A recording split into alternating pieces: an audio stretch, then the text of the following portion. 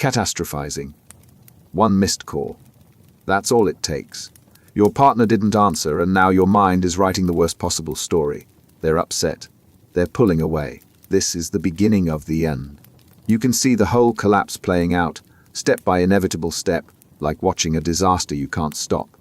Except nothing has actually happened yet. And maybe nothing ever will. This is catastrophizing. Your brain takes a crack and builds a catastrophe. It doesn't wait for proof. It doesn't pause to check if you're right. It jumps straight to the worst outcome and treats it like a done deal. The pattern is automatic. Something small goes wrong. A delayed text. A tense conversation. A vague email from your boss. Your mind doesn't stop at what happened. It leaps ahead. If they're quiet now, they'll be distant tomorrow. If they're distant tomorrow, they'll leave next week. If they leave, you'll be alone. If you're alone, you'll never recover. Each thought feeds the next. The spiral builds itself. And the original problem disappears under everything you've imagined on top of it. Here's what makes it stick. It feels like preparation. Your brain tells you you're just being realistic, that you're facing the truth before it hits you. But this isn't realism. It's a distortion. You're not predicting the future. You're creating one in your head without any evidence to back it up. Watch it happen at work. You send a report to your manager. No reply. An hour passes. You decide they hated it.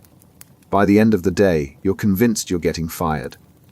By the weekend, you're imagining the whole company knowing you failed. None of this was said. None of it was implied. But in your mind, it already happened. Or take a headache that won't quit. You check the symptoms online. Suddenly, it's not a headache. It's something worse, a tumor. You're already planning doctor visits, imagining diagnoses, calculating time. The symptom hasn't changed, but the story you built around it has spiraled so far that the headache itself becomes irrelevant. Even in relationships, the same thing happens. One argument. One moment of tension. And your mind jumps straight to the breakup. You don't just think it might happen. You feel it as if it already did. The rejection, the loss, the isolation, all before anyone said a word about ending anything. And because the emotional hit is so real, the imagined disaster starts to feel like fact. The cruelest part, when you catastrophize, you don't solve the problem. You exhaust yourself fighting a threat that doesn't exist yet. You spend all your energy defending against something that never shows up. And by the time you're done, you're too drained to handle what's actually in front of you. The disaster you feared never came, but the damage from expecting it did. Mind reading. You walk into a room. Someone barely looks up. You say something. They give a short reply. No warmth. No engagement. Just flat. And right there, they don't like you. They think you're annoying. Maybe they've thought it for a while and now it's finally showing. You didn't ask. You didn't confirm. But you're sure. That certainty is the problem. You just read their mind, or at least you think you did.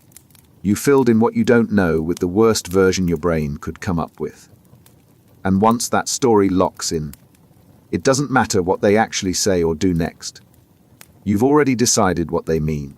This happens because social interactions are full of gaps. People don't always say what they think. They don't explain their moods. They give you fragments. A tone, an expression, a pause. Your brain has to interpret the pieces. But instead of staying uncertain, instead of asking or waiting, your mind gives you an answer immediately. And that answer almost always leans negative. A friend cancels plans last minute. You don't think they're tired or something came up. You think they're avoiding you. They don't want to see me anymore. They've been pulling back, and this is proof.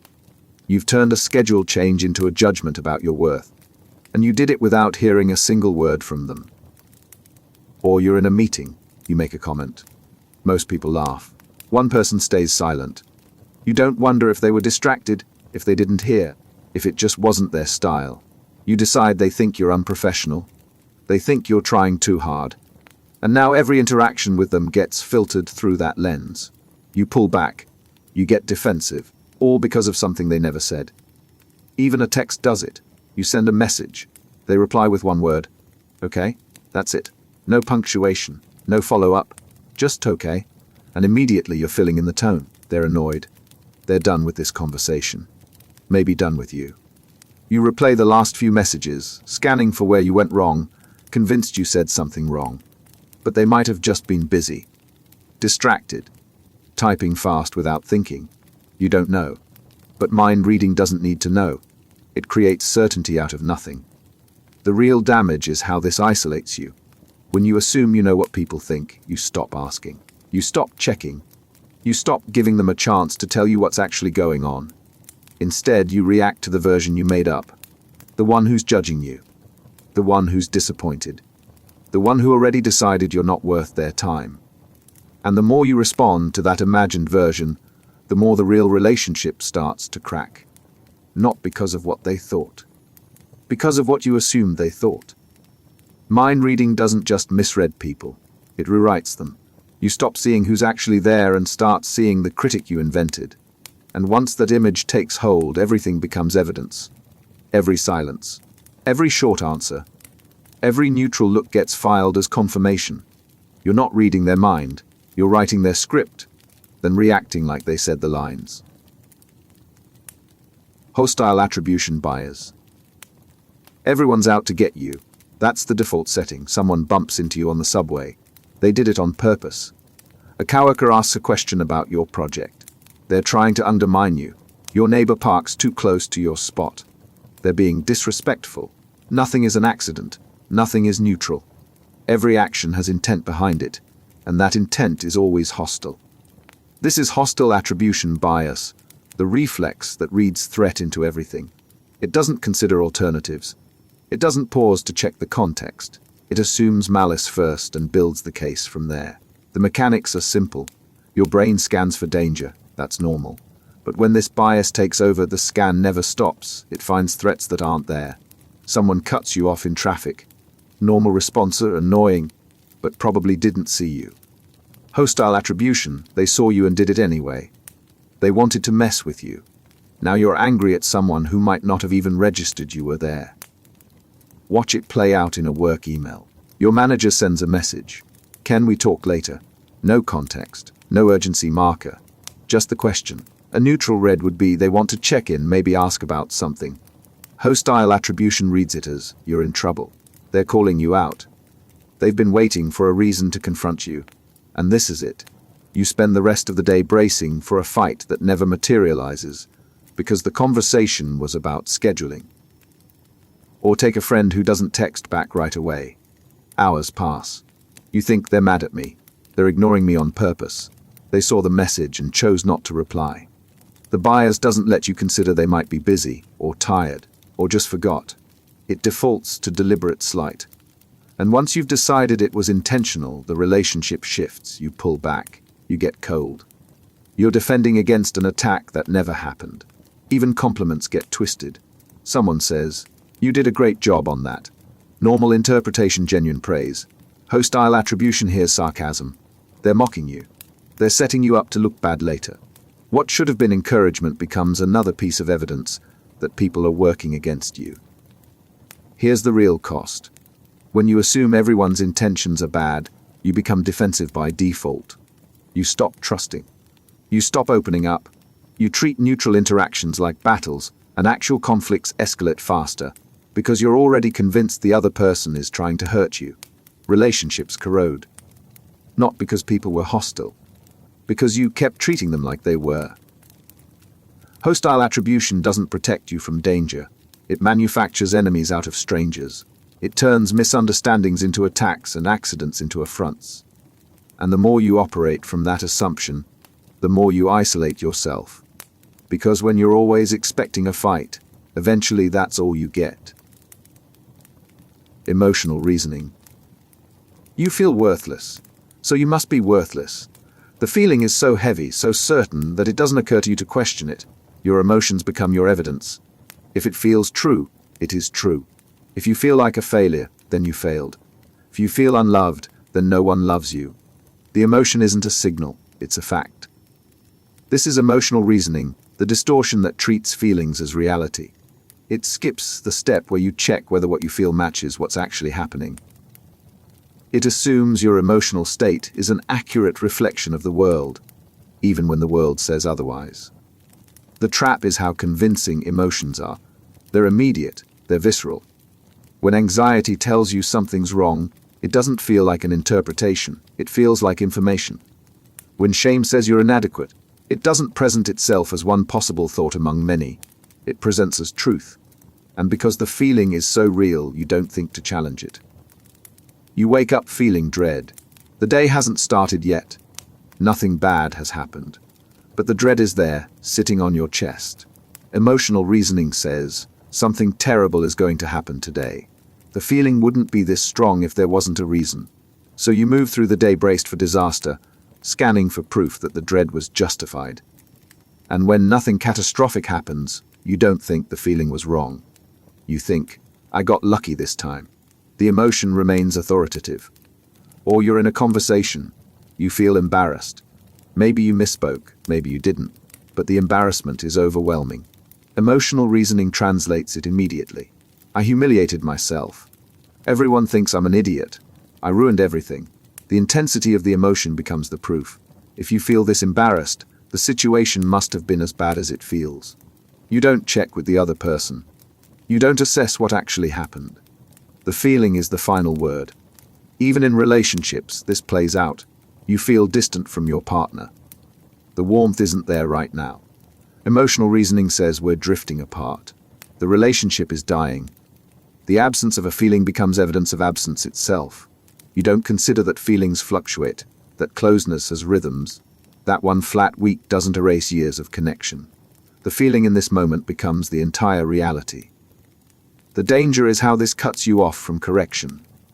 When your emotions are your only data source, you can't reality check, you can't ask, is this feeling accurate? Or is it just a feeling? You're stuck inside the emotion, treating it as both the question and the answer. And the more you reinforce that loop, the more disconnected you become from what's actually true. Emotional reasoning doesn't just distort your view, it traps you in it. Because if feelings are facts, then questioning the feeling feels like denying reality. And once that line blurs, there's no way out. You're not living in the world as it is. You're living in the world as it feels. And those two things are not the same. Fortune telling. What's the point of trying? You already know how it ends. You apply for the job. You won't get it. You ask someone out. They'll say no. You put yourself out there. You'll be rejected. The future isn't uncertain. It's decided. And it's always bad. This is fortune telling, the cognitive distortion that treats predictions like certainties. You're not guessing. You're not weighing probabilities. You're stating facts about events that haven't happened yet.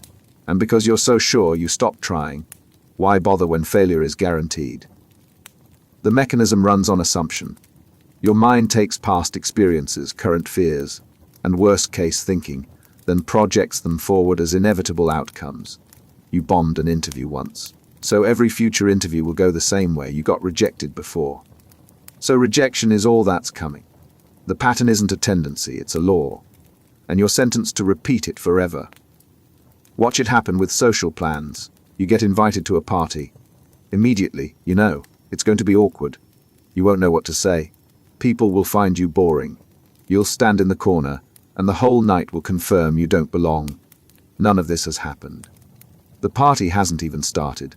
But the script is already written, and because you're so convinced, you show up tense, guarded, waiting for the disaster you predicted, which makes the awkwardness more likely, not because the future was set, because you made it that way. Or take a work presentation. You have to pitch an idea to the team. Before you even start preparing, the verdict is in. They'll hate it. They'll poke holes in it. You'll stumble through the explanation, and everyone will see you're not capable.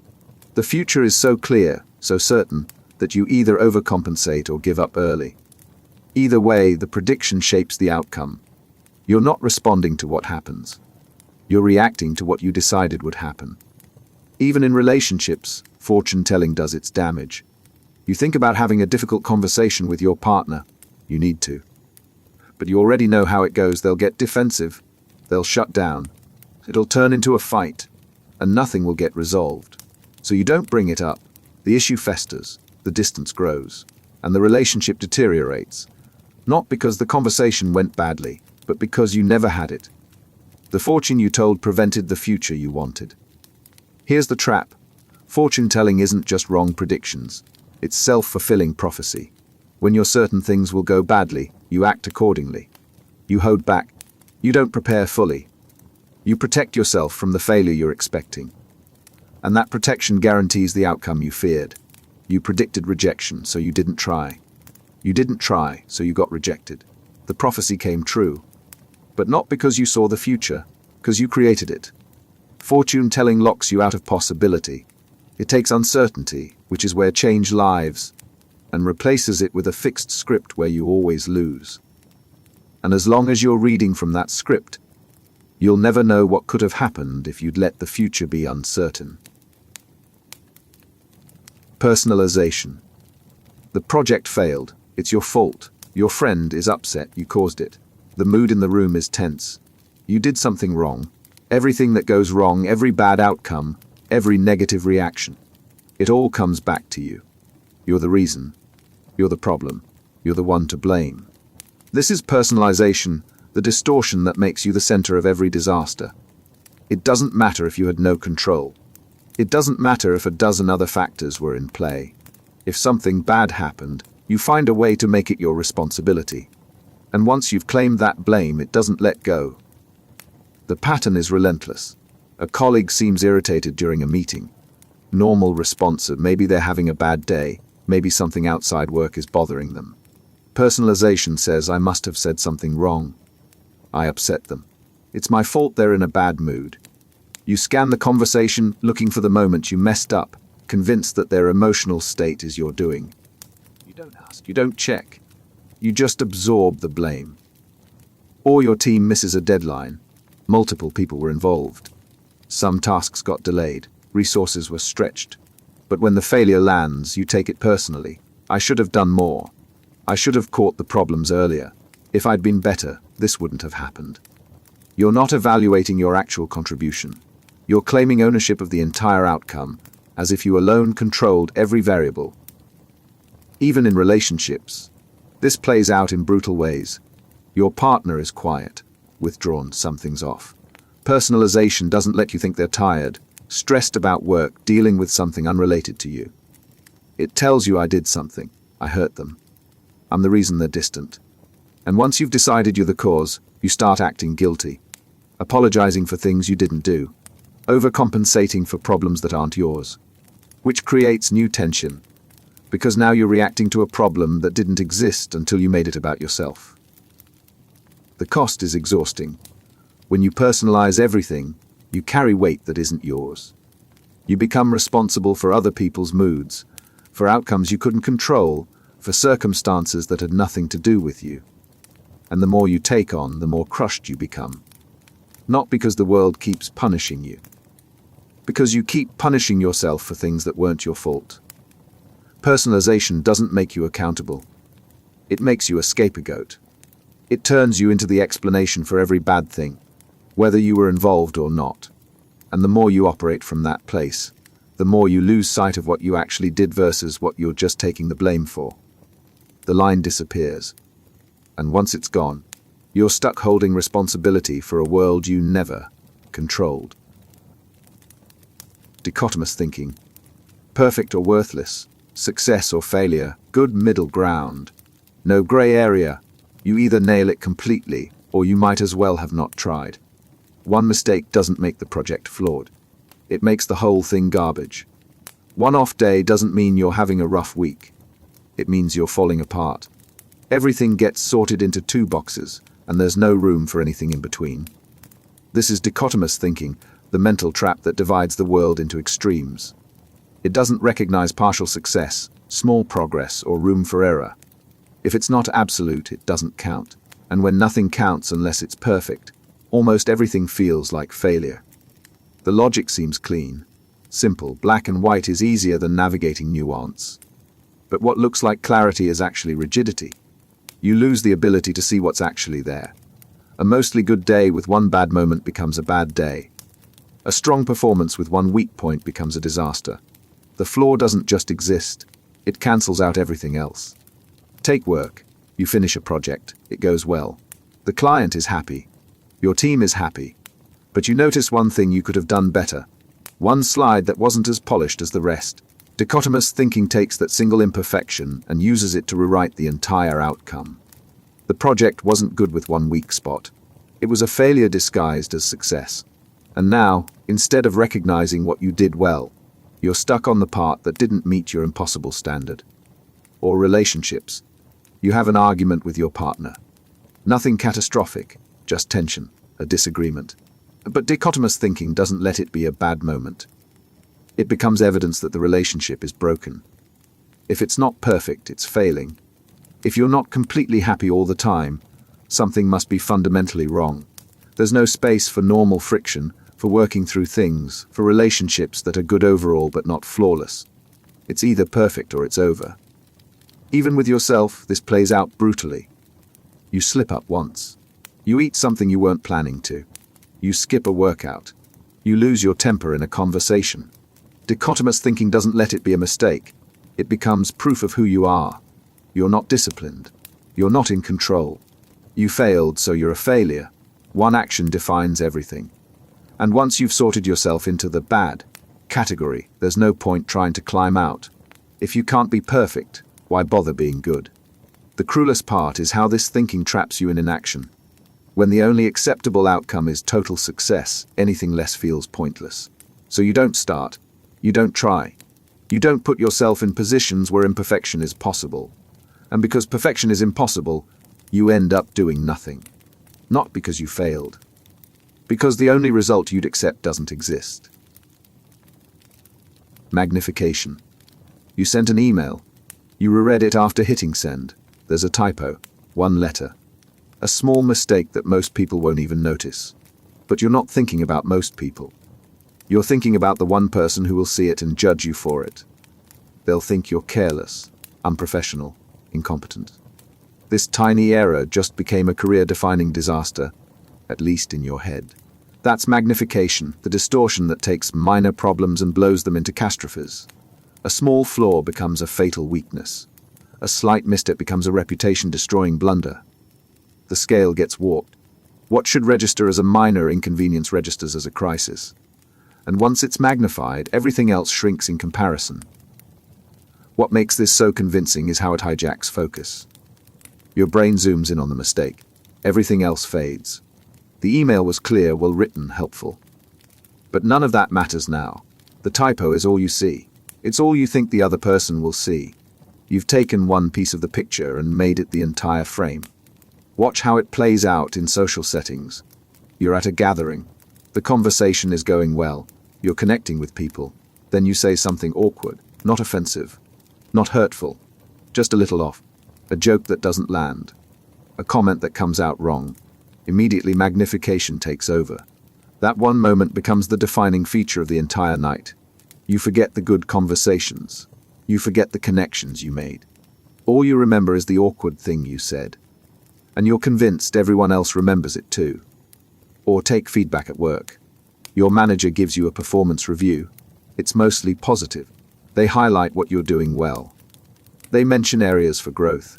But there's one critical comment. One thing they think you could improve. Magnification locks onto that single piece of criticism and erases everything else. The praise doesn't count. The recognition doesn't register. All you hear is what you did wrong. And that one point of feedback becomes proof that you're not good enough, even though the overall message was positive. Even physical flaws get this treatment. You notice something about your appearance, a blemish, a strand of hair out of place, a wrinkle, something small, something most people wouldn't see or care about, but magnification makes it impossible to ignore. It's all you see when you look in the mirror. You're convinced it's all anyone else sees too. You walk into a room thinking everyone is staring at this one tiny flaw, when in reality, no one else has even noticed. Here's the damage. When you magnify every mistake, every imperfection, every small problem, you lose perspective. You stop seeing things as they actually are. Minor issues feel like major crises. Small setbacks feel like total failures. And the more you operate from that distorted scale, the harder it becomes to function. Because when everything feels like a disaster, nothing gets the response it actually deserves. Jumping to conclusions. She didn't text back. It's been 3 hours. You check your phone again. Still nothing. And just like that, she's done with you. She's been thinking about ending the friendship, and this is how it starts. The silence says everything. You don't need confirmation. You don't need to ask. The conclusion is already there, fully formed, as if the evidence had been building for weeks. Except it hasn't. You just decided what it means without waiting to find out. Jumping to conclusions is the reflex that skips over uncertainty and lands straight on a verdict. No questions asked. No alternatives considered. Your mind fills in the blanks instantly, and whatever story it writes becomes the truth. You're not guessing. You're not wondering. You've already judged the situation, and now you're reacting to the judgment, not the facts. 2 versions of this happen most often. One is mind reading, where you decide what someone else is thinking without any confirmation. The other is fortune telling, where you predict the future with absolute certainty. Both operate on the same principle. Your brain doesn't like gaps, so when information is missing, it invents answers. And those answers are almost never neutral. They skew negative, filling the unknown with the worst interpretation available. A coworker walks past your desk without saying hello. Normal explanation: they were distracted, in a hurry, didn't see you. Jumping to conclusions: they're upset with you. They're avoiding you. Something you did bothered them, and now they're giving you the cold shoulder. You've built an entire narrative from a single moment of non-interaction. And because the narrative feels so real, you start treating it like fact. You become distant, guarded. You pull back from someone who might not have even registered what happened. Or you apply for a job. You don't hear back right away, days pass, then a week. Jumping to conclusions tells you exactly what that silence means. You didn't get it. They hated your application. They probably laughed at your resume. You're already moving on, already writing off the opportunity, already bracing for rejection. But the reality might be they're still reviewing candidates. They might be waiting on internal approvals. They might call you next week. You don't know, but you've already decided. And because you've decided, you stop preparing, you stop hoping. You've closed the door on a possibility that's still open. Even positive moments get hijacked. Someone compliments your work.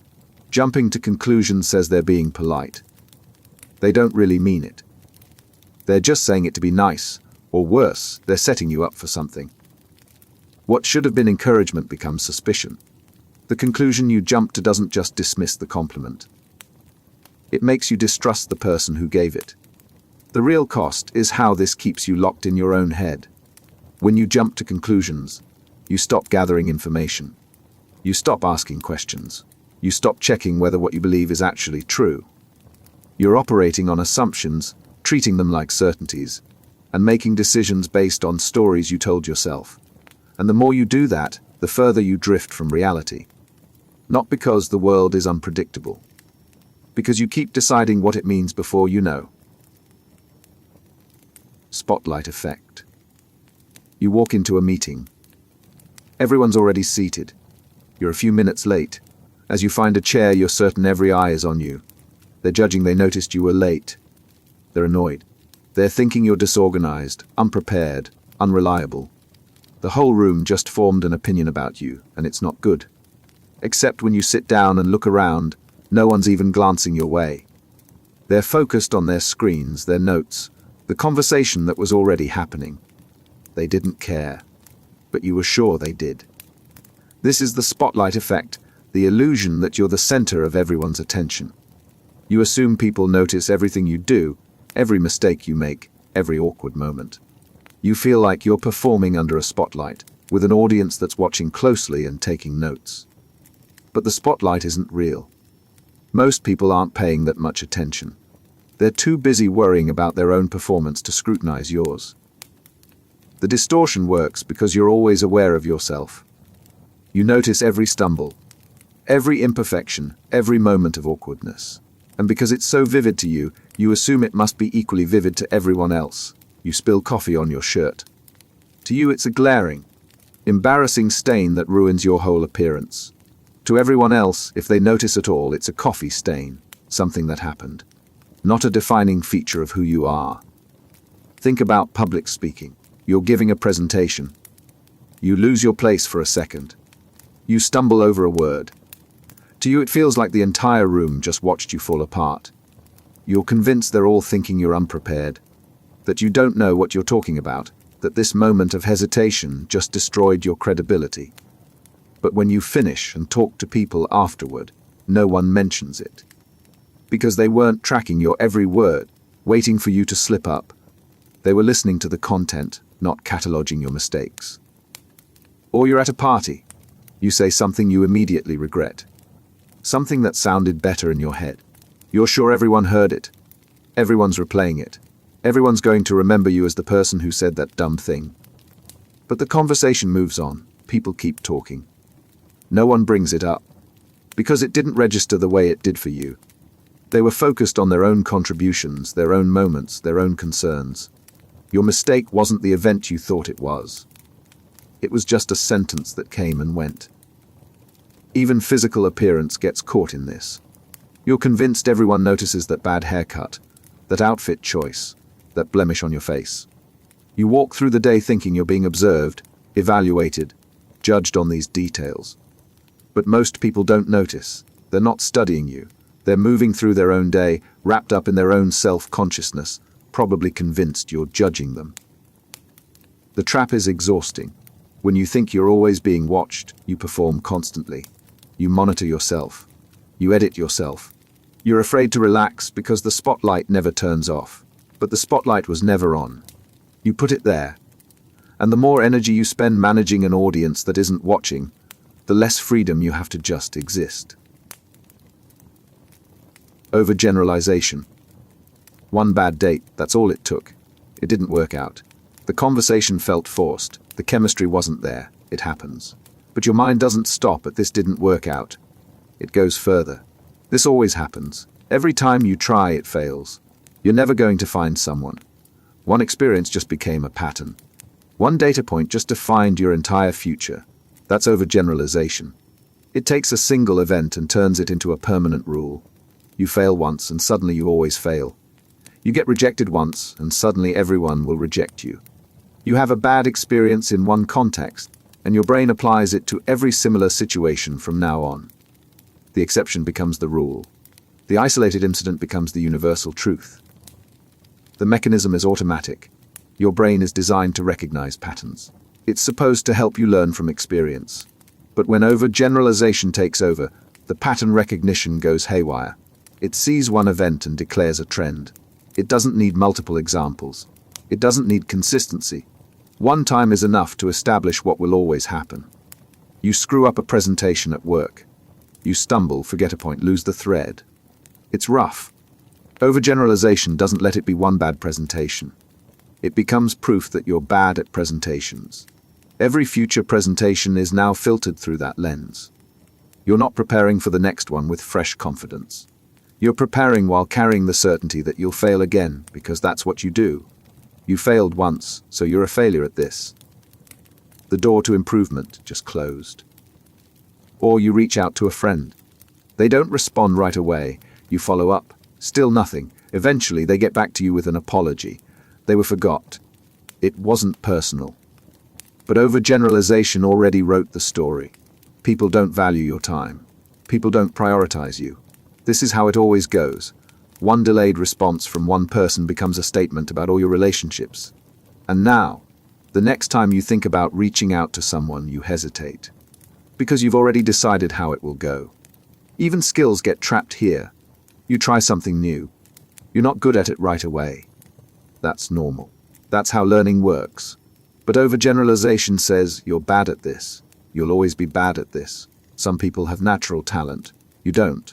One attempt, one struggle, one moment of not being immediately competent. And the verdict is in. You stop trying, you stop practicing. You accept the generalization as fact and let it dictate what you're capable of. The cruelest part is how this thinking closes futures. When one failure means you'll always fail, why try again? When one rejection means everyone will reject you, why put yourself out there? When one bad experience defines all future experiences, why take risks? Overgeneralization doesn't just misinterpret the past. It locks you out of possibilities that still exist. Because it convinced you, based on a single piece of evidence, that the outcome is already decided. Control fallacy. Everything that goes wrong is your fault. If people around you are unhappy, you should have fixed it. If a situation falls apart, you should have prevented it. You're responsible for outcomes you didn't choose, for other people's emotions, for circumstances completely outside your influence. And when you can't control it all, which is always, you feel like you failed. Because somehow, you were supposed to.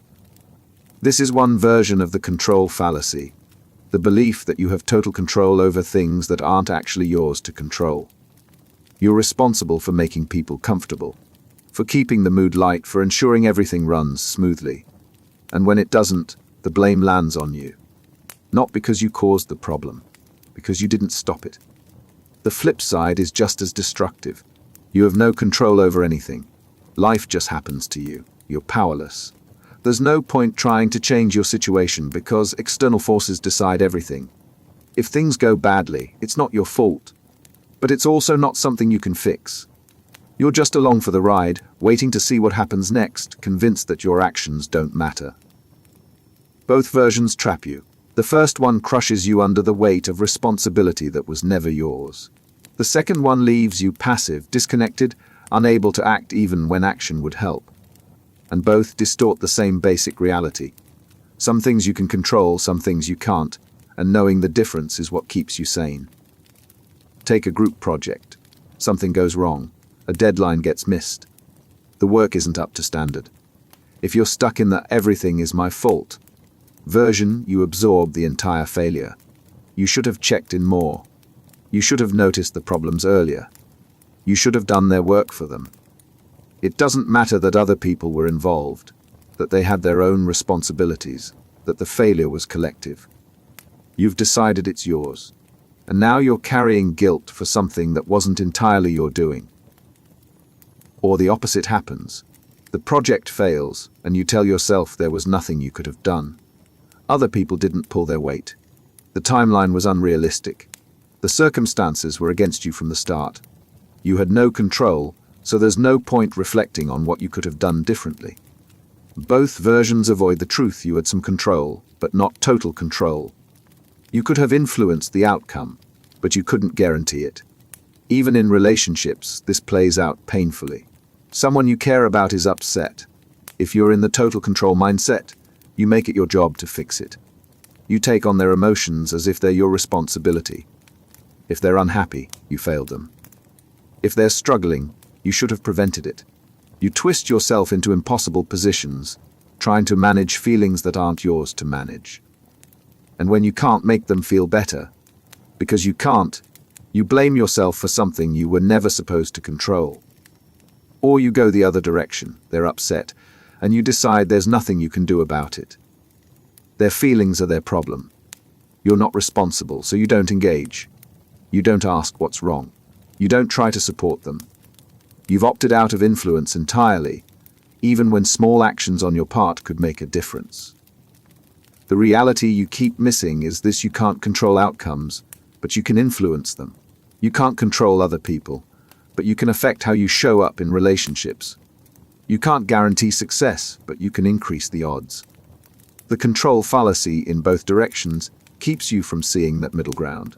And without it, you're either drowning in responsibility or floating in helplessness. Neither one gets you where you actually need to be.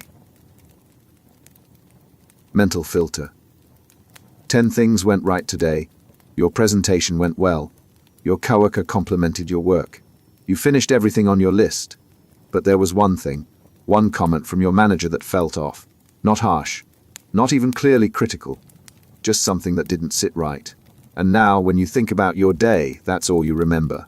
The rest disappears. The one negative thing becomes the entire story. Mental filtering is the distortion that blocks out the positive and only lets the negative through. It's not that you don't see good things happen. You do, but your mind doesn't hold on to them. They pass through. The bad stuff sticks, and once it sticks, it colors everything else. A day full of wins becomes a day defined by one loss.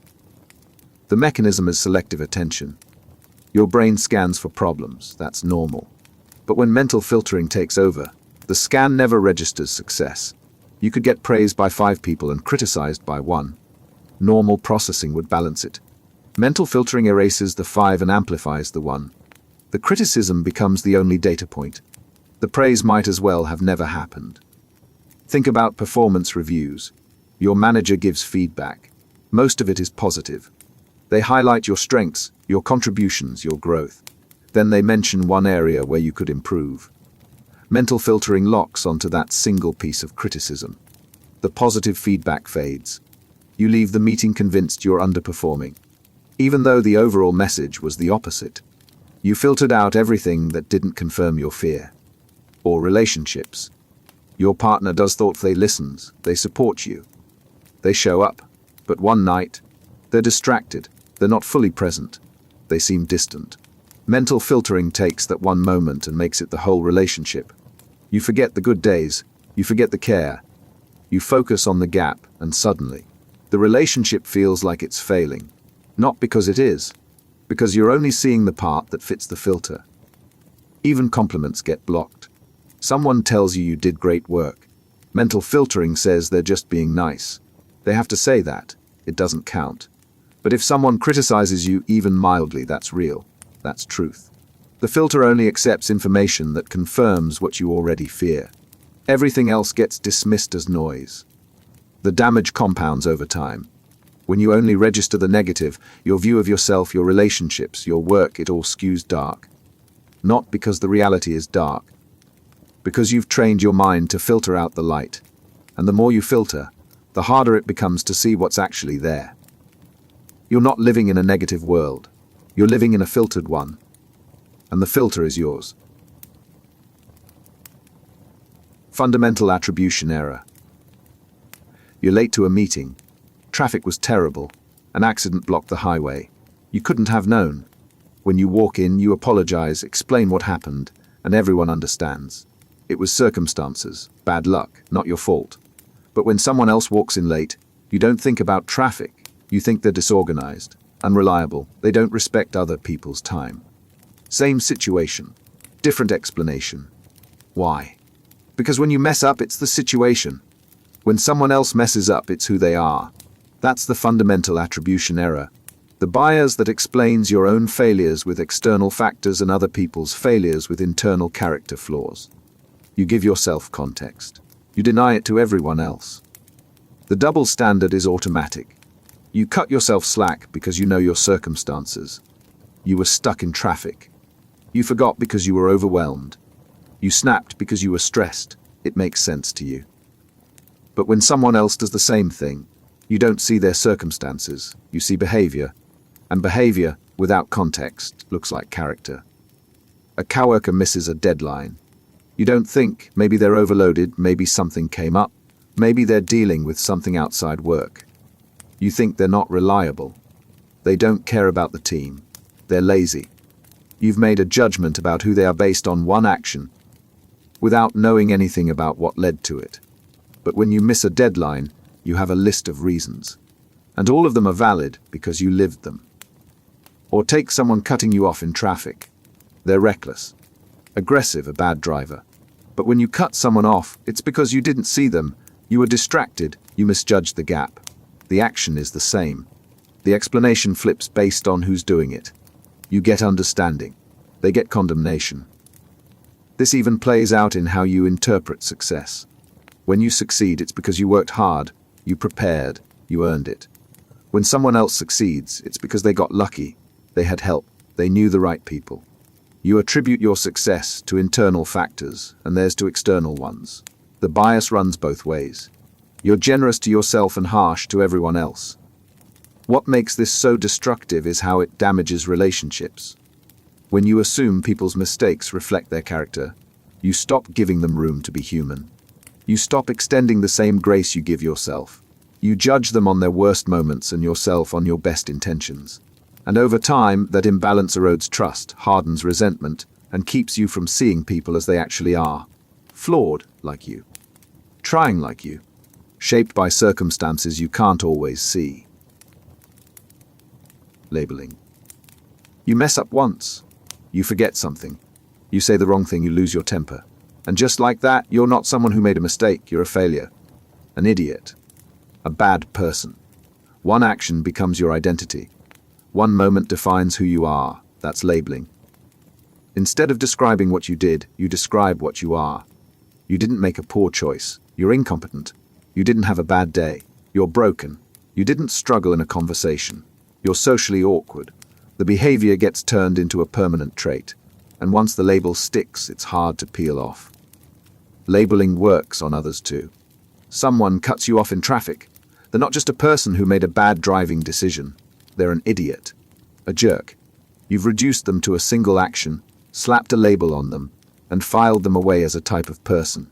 It's faster than thinking through context. But it's also meaner, less accurate, and more rigid than reality allows. The problem with labels is how totalizing they are. When you label yourself as a failure, every future mistake becomes evidence. You're not learning. You're not growing. You're just confirming what you already decided about yourself. The label becomes a lens. And everything you do gets filtered through it. You try something new. It doesn't go well. Instead of thinking, I'm still learning, or that was harder than I expected, you think, see, I'm useless. The label was already there. The mistake just reinforced it. And the more you reinforce it, the more entrenched it becomes. You stop seeing yourself as someone who's capable of change. You see yourself as a fixed thing. Le bond. Define. It happens in relationships too. Your partner forgets to do something they said they'd do. Instead of thinking, they forgot. You think they're careless. You've turned an action into a character trait. And once you've labeled them, you start looking for evidence. They forget something else. They're late. They're distracted. Every small thing becomes proof of the label. Not because the pattern is real, because you're filtering everything through the judgment you already made. Or take how you label yourself after social mistakes. You say something awkward at a party. Instead of thinking that didn't land, you think, I'm so awkward. You've made it a permanent feature of who you are. And the next time you're in a social situation, that label is sitting in your head, shaping how you show up, making you more self-conscious, more hesitant, more likely to fulfill the label you stuck on yourself. Here's the trap: labels freeze you. They take something fluid, a moment, an action, a reaction, and turn it into something solid, a fact about you. And once it's a fact, it feels unchangeable. You can't grow out of a label if you keep using it to define yourself. And you can't see people clearly if you keep reducing them to the worst thing they've done. Should statements.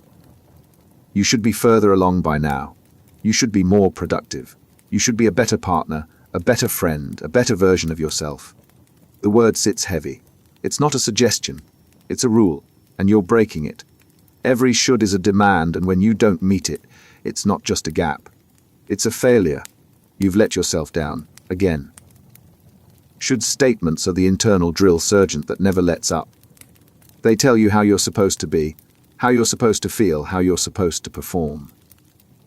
And when reality doesn't match, the gap becomes proof that something's wrong with you. Not that the standard was impossible, that you're inadequate. The pressure is constant. You should be happy. You just got good news, or you're in a good situation, so why aren't you feeling it? The should doesn't care that emotions don't follow commands. It just tells you that if you're not feeling the right thing, you're doing it wrong. So now, on top of whatever you're actually feeling, you're also guilty for not feeling what you think you're supposed to. Or you should want to go to that event. Your friends invited you, you should be excited. But you're tired, you'd rather stay in. The should says that's selfish, antisocial, a sign that something's off. You can't just prefer one thing over another.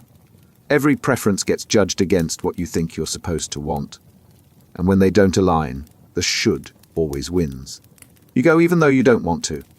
Or you don't go, and you feel guilty the whole time. It spills into work too.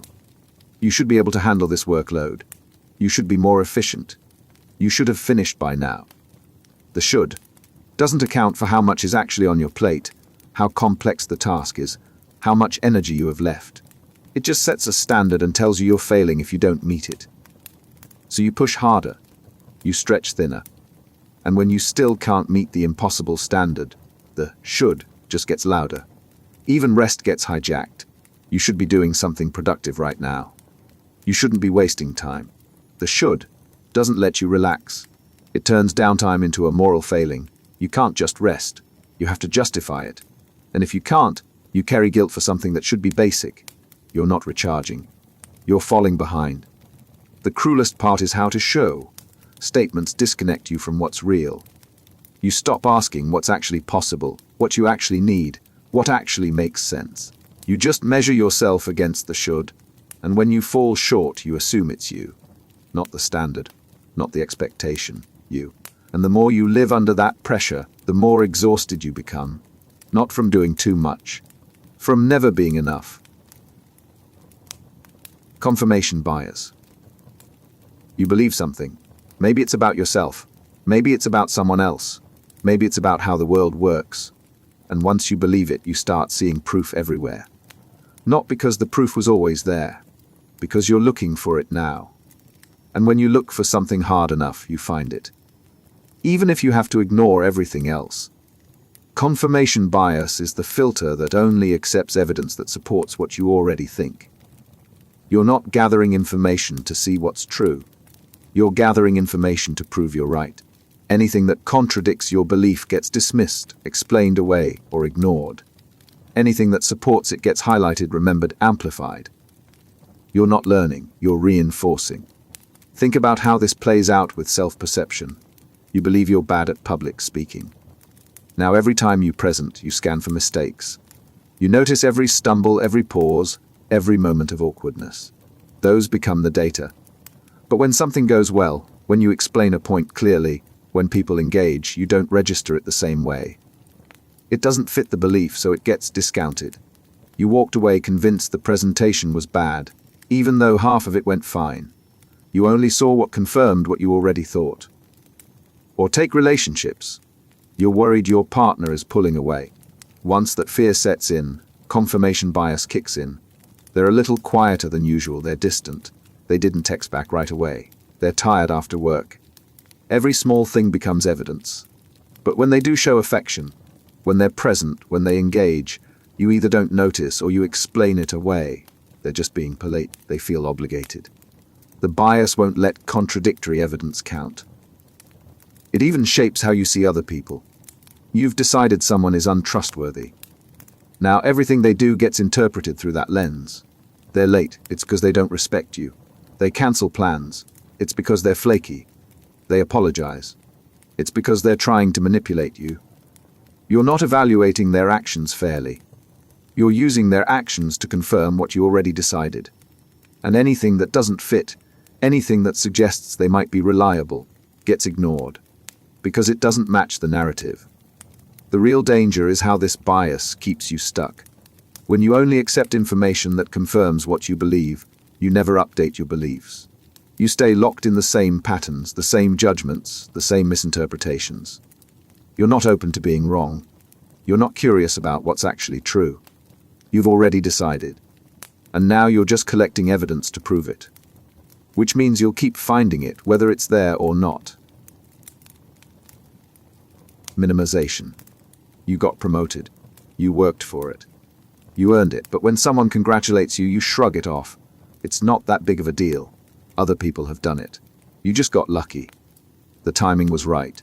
You shrink it down until it barely registers as success. That's minimization. It's the opposite of magnification. Instead of blowing small problems into disasters, you shrink real achievements into nothing. You accomplished something. You did well. But instead of letting it land, you deflate it. You downplay it. You find reasons why it doesn't count. And by the time you're done, the accomplishment feels hollow. Not because it was. Because you refused to let it mean anything. The logic runs on comparison. Sure, you did well, but someone else did better. Sure, you finished the project, but it took longer than you wanted. Sure, people praised your work, but you know where it fell short. You don't let yourself feel good about what you did, because you're too busy measuring it against some impossible standard. And next to that standard, everything you do feels small. Or you minimize effort. Someone asks how you managed to pull off a difficult task. You say it was easy. No big deal. Anyone could have done it. You're not being humble. You're erasing the work. The hours you put in. The obstacles you navigated. The skill you used. You act like it happened on its own, like you didn't have anything to do with it. And the more you do that, the more you lose track of what you're actually capable of. It shows up in relationships too. Someone tells you they appreciate you. You brush it off. You didn't do anything special.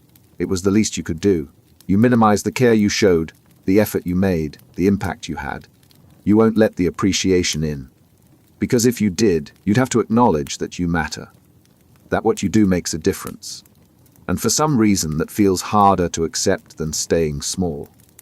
Even past achievements get minimized over time. You did something you're proud of. But years later you look back and think, that wasn't really impressive. The standards have changed. The context has shifted. You compare what you did then to what you think you should be able to do now, and it doesn't hold up. So you strip the meaning from it. You minimize the past to justify why you're not further ahead now. And in the process, you lose the thread of your own progress. Here's what minimization costs you. When you shrink every success, you lose the ability to feel competent. You lose the sense that you're moving forward. You erase the feedback that tells you you're capable. And without that feedback, you start to believe you're not. Not because you failed, because you convinced yourself that even when you succeed, it doesn't count. Selective abstraction. What if the only thing that mattered about your entire day was the one moment that went wrong? You presented a project, the client liked it, your team was supportive, the feedback was positive. But during the Q&A, you stumbled on one question. You hesitated. You didn't have a clean answer. And now, when you replay the day, that's the only part you see. The rest might as well have not happened.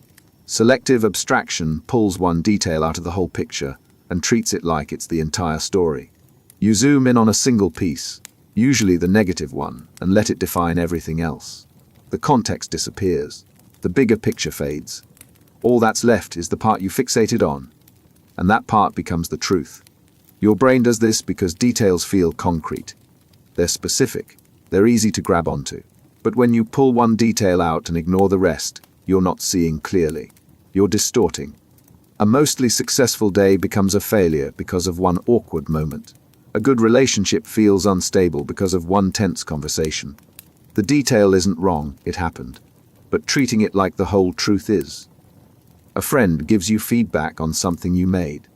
They mention several things they liked. They point out what worked.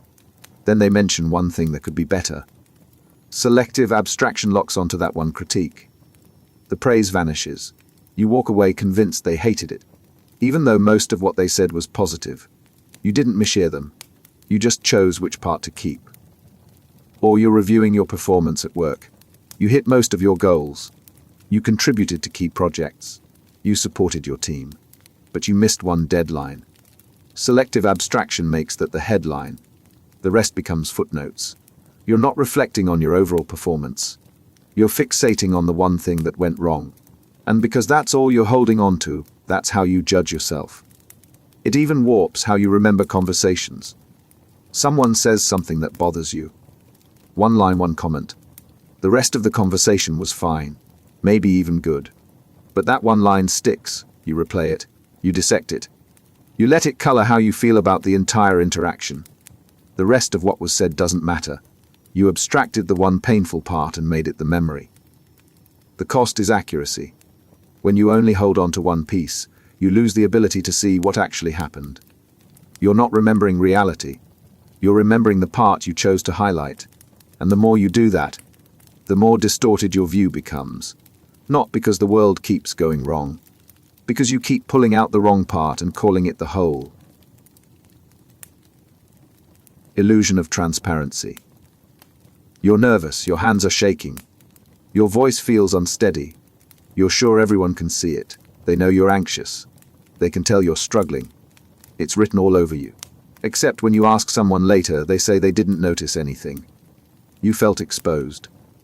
But you weren't. The transparency you thought was obvious was just in your head. The illusion of transparency is the belief that your internal state is visible to everyone around you. You think people can read you easily, that your emotions are broadcasting loud and clear. But most of the time, they're not. What feels overwhelming on the inside looks normal on the outside. The gap between how you feel and how you appear is bigger than you think. This happens because you're living inside your own experience. You feel every flutter of nervousness, every spike of embarrassment, every wave of self-doubt. It's vivid, it's loud. So you assume it must be just as obvious to everyone else. But they're not inside your head. They're seeing your face, your words, your actions. And most of the time, those don't reveal nearly as much as you think. You give a presentation. Inside, you're panicking. You lost your place. You forgot a point. You're sure the whole room can see you falling apart. But when it's over, people tell you it went well. They didn't see the panic. They saw someone presenting. The internal chaos you were drowning in never made it to the surface. It felt transparent, but it wasn't. Or you're at a social event. You say something you immediately regret. You're sure everyone noticed. Everyone's judging you for it. You can feel the embarrassment radiating off you. But when you look around, the conversation has already moved on. No one's staring. No one's reacting. The thing that felt like a spotlight moment to you barely registered to anyone else. The transparency was an illusion. Even positive emotions get caught in this. You're excited about something. You think it's obvious. You think people can see how much you care. But they can't read your mind. If you don't say it, they don't know. What feels like clear enthusiasm on the inside often looks like neutral interest on the outside. The gap goes both ways.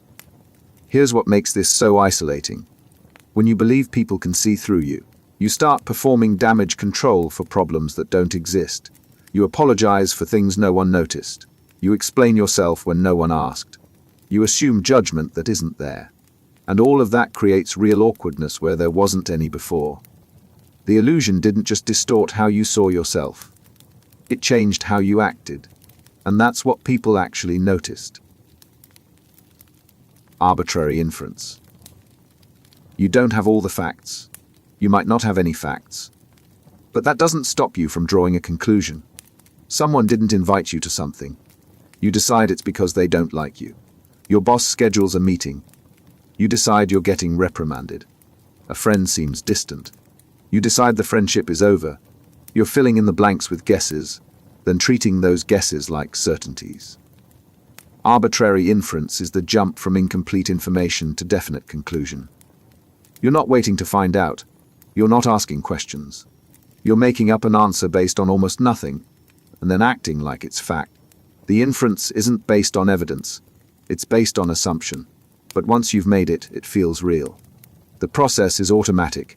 Your brain hates uncertainty. When something is unclear, it generates an explanation. That explanation might be wrong, it might be baseless, but it fills the gap. And filling the gap feels better than leaving it open. So you accept the inference without checking it.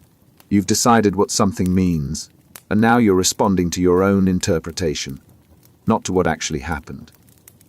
Your partner is quieter than usual. You don't know why. Maybe they're tired. Maybe they're stressed about work. Maybe they're just thinking. But arbitrary inference doesn't wait for information. It decides they're upset with you. They're pulling away. The relationship is in trouble. You've built an entire narrative from silence. And because the narrative feels plausible, you treat it like it's true. You get defensive. You withdraw. You're reacting to a problem you invented. Or someone at work doesn't respond to your email right away. Days go by. Arbitrary inference fills in the reason. They're ignoring you. They don't think your input matters. They're freezing you out. The conclusion feels logical. But you don't actually know. They might be swamped. They might have missed it. They might be waiting on information before they reply.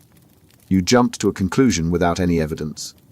And now you're building resentment based on something that might not even be happening. Even success gets misread. You get good news. You got the job. You got the promotion. You achieved something. But arbitrary inference says it wasn't really about you. They were desperate. They didn't have better options. You just got lucky. You're undermining your own success with a conclusion that has no basis. You're inferring a reason that lets you discount the win. And once you've inferred it, it sticks. The danger is how this keeps you stuck in your own head. When you draw conclusions without evidence, you never check whether you're right. You just assume you are. And the more you operate on assumptions, the further you drift from what's actually happening. You're not reading the situation. You're writing it. And then living in the story you wrote.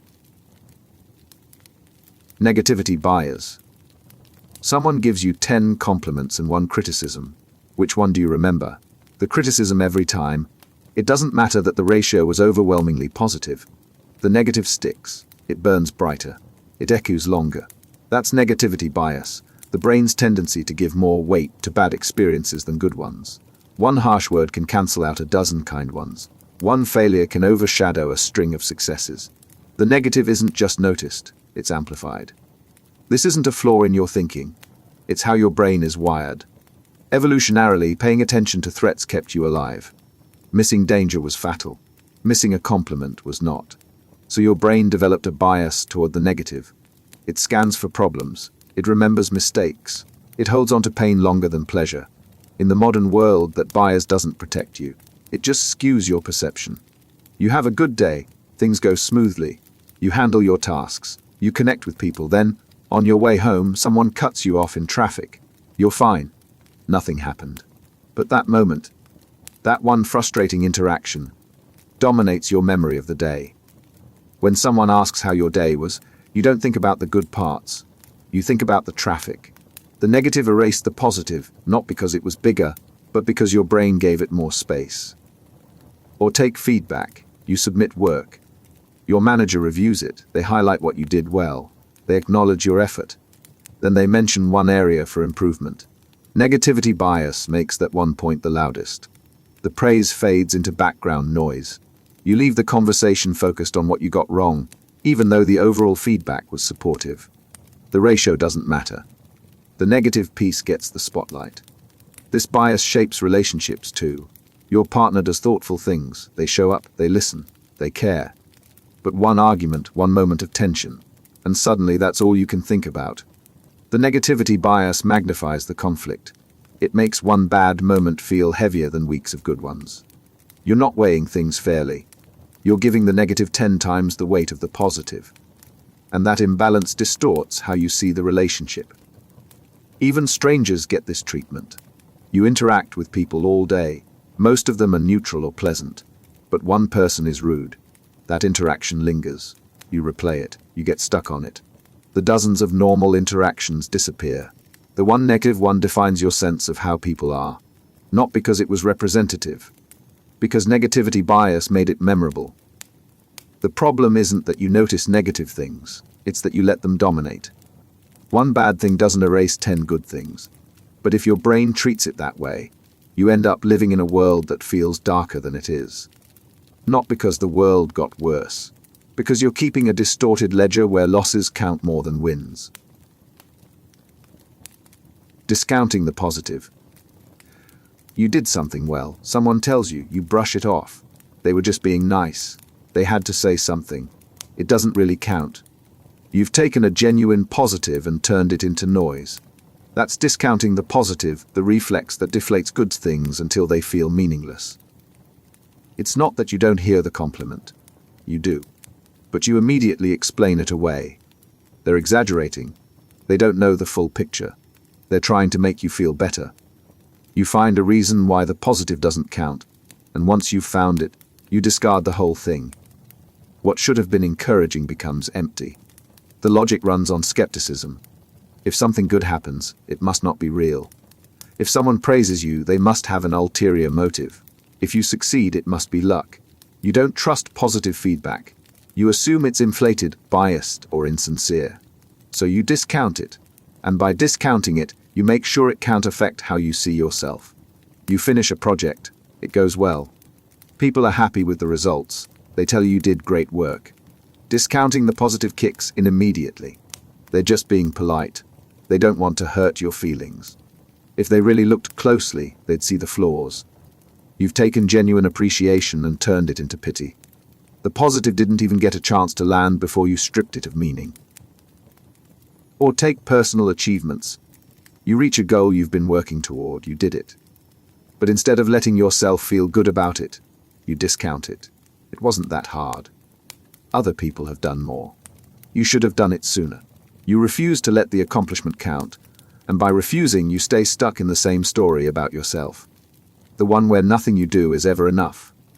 Even in relationships, this plays out. Someone shows you care. They make time for you. they're thoughtful, they're present. But discounting the positive says they're just doing what anyone would do. It's not special, it doesn't mean anything. You won't let the care register.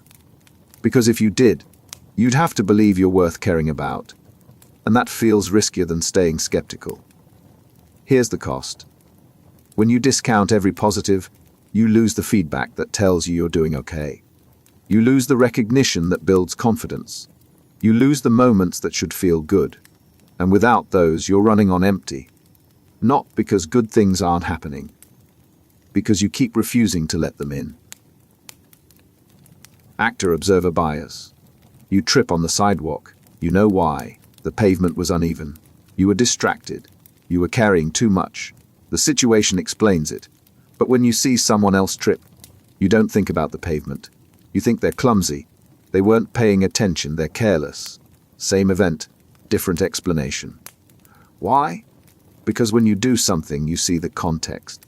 When someone else does it, you see the action. That's actor-observer bias, the split in how you explain behavior depending on who's doing it. You're the actor. You have reasons. They're the observer's subject. They have traits. And that difference shapes everything. When you're late, it's because traffic was bad, or the meeting ran over, or something came up. When someone else is late, it's because they're unreliable. You give yourself the benefit of situational explanations. You give others character judgments. You see your own behavior as shaped by circumstances. You see theirs as revealing who they are. A colleague snaps at you in a meeting. You don't think they're stressed, they're overworked, they're dealing with something difficult. You think they're rude, they're aggressive, they have a temper. You've attributed the behavior to their personality. But when you snap at someone, you don't think it says something about your character. You think it says something about the moment you were in. The bias protects you and indicts them. Or take mistakes at work. You miss a deadline. You know exactly why. The scope changed. You didn't get the resources you needed. Something else took priority. The context is clear to you. But when someone else misses a deadline, you don't see the context. You see the failure. They're not organized. They don't manage their time well. They're not as capable. You've judged them on the action alone, without the context you demand for yourself. This even affects how you interpret effort. When you struggle with something, it's because the task was hard, or the instructions were unclear, or you didn't have enough time. When someone else struggles, it's because they're not trying hard enough, or they're not skilled, or they're just not cut out for it. You explain your own difficulty with external factors. You explain theirs with internal deficits. What makes this so damaging is the asymmetry. You're generous to yourself and harsh to others. You see yourself in 3 dimensions, full of context and reasons. You see them in 2, reduced to actions and traits. And that flattening doesn't just distort how you judge people. It corrodes empathy. Because when you can't see their context, you can't see them fairly. You're not holding people to the same standard you hold yourself. You're holding them to a different one. And that difference makes everything harder. Global rating. 1 bad presentation. That's all it takes for you to decide you're bad at presentations, not that you struggled this time. Not that this one didn't go well, that you're bad, period. You've taken a single performance and turned it into a verdict about your entire capability. The specific became the general. The moment became the identity. Global rating is the distortion that judges your whole self based on one piece of evidence. You don't evaluate what you did. You evaluate what you are. And once you've made that rating, it sticks. You're not someone who had a bad day. You're someone who's bad. The distinction collapses, and with it your ability to see yourself clearly. The mechanism is totalizing. Your brain wants simple categories, good or bad, competent or incompetent, worthy or worthless. Nuance is messy. Specifics require thought, but a global rating is clean. It reduces you to a single score, and that score, once assigned, becomes how you see yourself across everything. You mess up at work. You miss a deadline. You make a mistake. Global rating doesn't let it be an isolated failure. It becomes proof of a larger truth. You're not good at your job. You're not reliable. You're not capable. One event just defined your entire professional worth. And now, every task you approach is filtered through that rating. You're not starting fresh. You're starting from the conclusion that you're inadequate. Or take social situations. You have an awkward interaction. You say something that doesn't land. You feel uncomfortable. Global rating takes that moment and expands it. You're bad with people, you're socially awkward. You're not likable. The rating isn't about what happened. It's about who you are. And once you've rated yourself that way, every future interaction carries that weight. You're not just participating. You're confirming what you already believe. Even skills get trapped here. You try something new. You're not good at it right away. That's expected. That's how learning works. But global rating doesn't allow for learning curves. You struggled, so you're bad at it. The rating is final. And because it's final, you stop trying. Why practice something you've already decided you're bad at? The global rating didn't just describe your current ability. It closed off your future potential. Here's what makes this so destructive. When you rate yourself globally, you lose the ability to grow. Growth requires seeing yourself as someone who can improve. But if you've already decided you're bad, improvement feels pointless. You're not working from a specific weakness you can address. You're working from a totalizing judgment that feels unchangeable. And as long as that judgment stands, you're stuck. All or nothing thinking. Either you're succeeding or you're failing. There's no middle, no partial progress, no good enough. You're either at the top or you're at the bottom. One mistake doesn't make you imperfect. It makes you a failure. One deviation from the plan doesn't mean you adjusted. It means you quit. Everything gets sorted into extremes, and in that world, almost nothing counts as success. All or nothing thinking is the cognitive trap that only recognizes totals. You set a standard. If you don't meet it completely, you failed. It doesn't matter how close you got. It doesn't matter how much you accomplished. If it's not everything, it's nothing. The gray area disappears, and with it, your ability to see what's actually happening. This shows up everywhere. You're trying to build a new habit. You commit to doing something every day. You do it consistently for weeks. Then you miss one day. All or nothing thinking says the streak is broken. You failed. You might as well stop. The weeks of success don't count anymore. One gap erased all of it. You're not looking at the pattern. You're looking at the exception. And you're letting the exception define the whole thing. Or take work. You have a list of tasks. You complete most of them. You handle the important ones. But there's one thing left undone. All or nothing thinking makes that the headline. The day was a failure. You didn't finish everything, so you didn't finish anything. The tasks you completed disappear. The one incomplete task becomes the entire story. You're not measuring productivity. You're measuring perfection. And anything short of perfect registers as zero. It ruins goals too. You set a target. You want to lose weight, or save money, or finish a project. You make progress. Real, measurable progress. But you don't hit the exact target you set. All or nothing thinking says you failed. You didn't reach the goal, so the progress doesn't count. You're back to zero. Not because you didn't move forward. Because you didn't move forward far enough. The gap between where you are and where you wanted to becomes the only thing that matters. Even relationships get caught in this. You have a disagreement with someone. One argument. All or nothing thinking doesn't let it be a rough moment in an otherwise good relationship. It makes the relationship bad. If it's not perfect, it's broken. If you're not always happy, you're unhappy. There's no room for complexity. No room for relationships that are good overall but not flawless. It's all or it's nothing. And most of the time, it's nothing. The trap is exhausting. When only total success counts, you're constantly falling short. Not because you're failing, because the standard you're holding yourself to doesn't allow for anything less than perfect. And perfect doesn't exist. So you end up living in a world where no matter what you do, it's never enough. Not because it isn't, because you won't let it be. Projection bias. You're in a bad mood. Everything feels heavy, and in that moment you're convinced this is permanent. You'll always feel this way. The future looks the same as right now, dark. Stuck. Hopeless.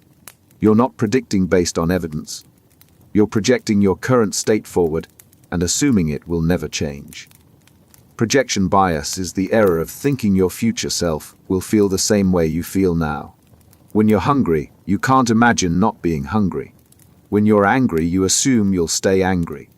When you're anxious, the idea of feeling calm seems impossible. You're locked in the present, and the present feels like forever. The distortion happens because emotions are loud. When you're feeling something intensely, it dominates. It colors everything, and your brain, trying to predict the future, uses the present as the template. But the present is a bad template. Emotions shift. Circumstances change. What feels permanent now usually isn't. But projection bias doesn't know that. It just extrapolates from how you feel right this second. You're considering a decision. You're tired, drained. Everything feels hard. So you decide not to do something. Not because it's a bad idea, but because right now the thought of doing it feels overwhelming. You've projected your current state onto your future self. You're assuming future you will feel just as tired, just as drained. So you make the decision for them. But future you might have energy.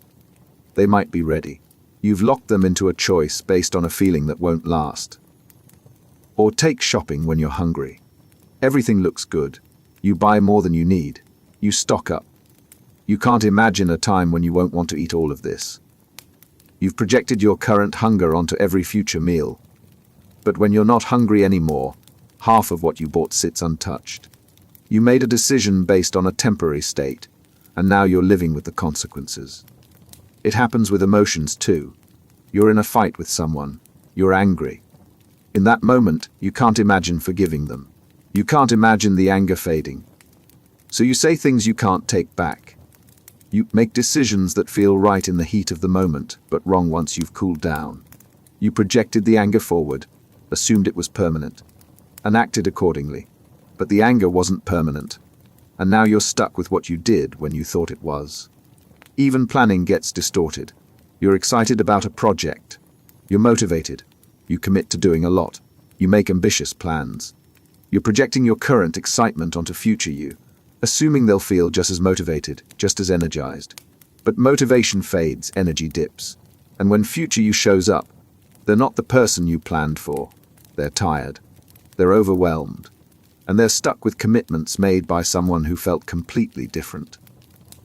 Projection bias doesn't just misread the future. It traps you in decisions made during temporary states. And those decisions, once made, are hard to undo. Comparative thinking. Someone else got promoted. You didn't. Suddenly your job feels worse. Not because anything about your job changed. It's the same work, the same role, the same team. But now you're comparing. And in the comparison you come up short. You're not measuring yourself against where you were or where you're going. You're measuring yourself against them. And in that frame, you're losing. Comparative thinking makes other people's wins feel like your losses. It's not that you can't be happy for them. It's that their success reframes your situation. What felt fine before now feels inadequate.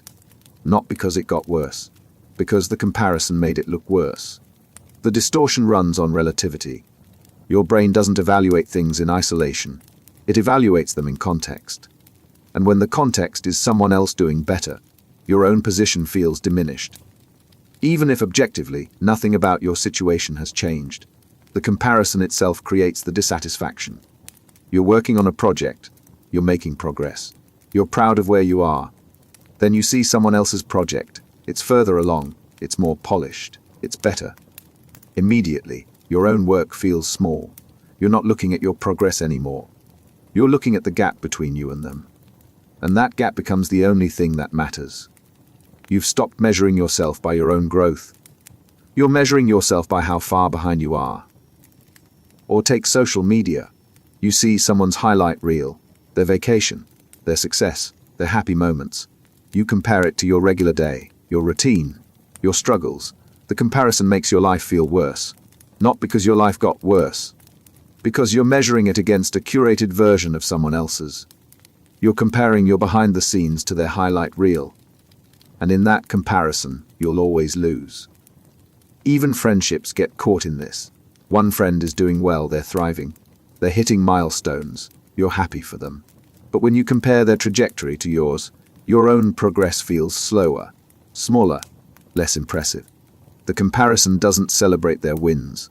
It highlights your gaps. And the more you compare, the more inadequate you feel. Not because you're not doing well, because they're doing better. Here's the trap. Comparative thinking never stops. There's always someone ahead, someone doing more, someone achieving more. If you're measuring yourself by where you stand relative to others, you'll always find a reason to feel behind. The comparison doesn't motivate, it demoralizes, because the standard keeps moving and you keep chasing something that has nothing to do with your actual progress. Self-serving bias.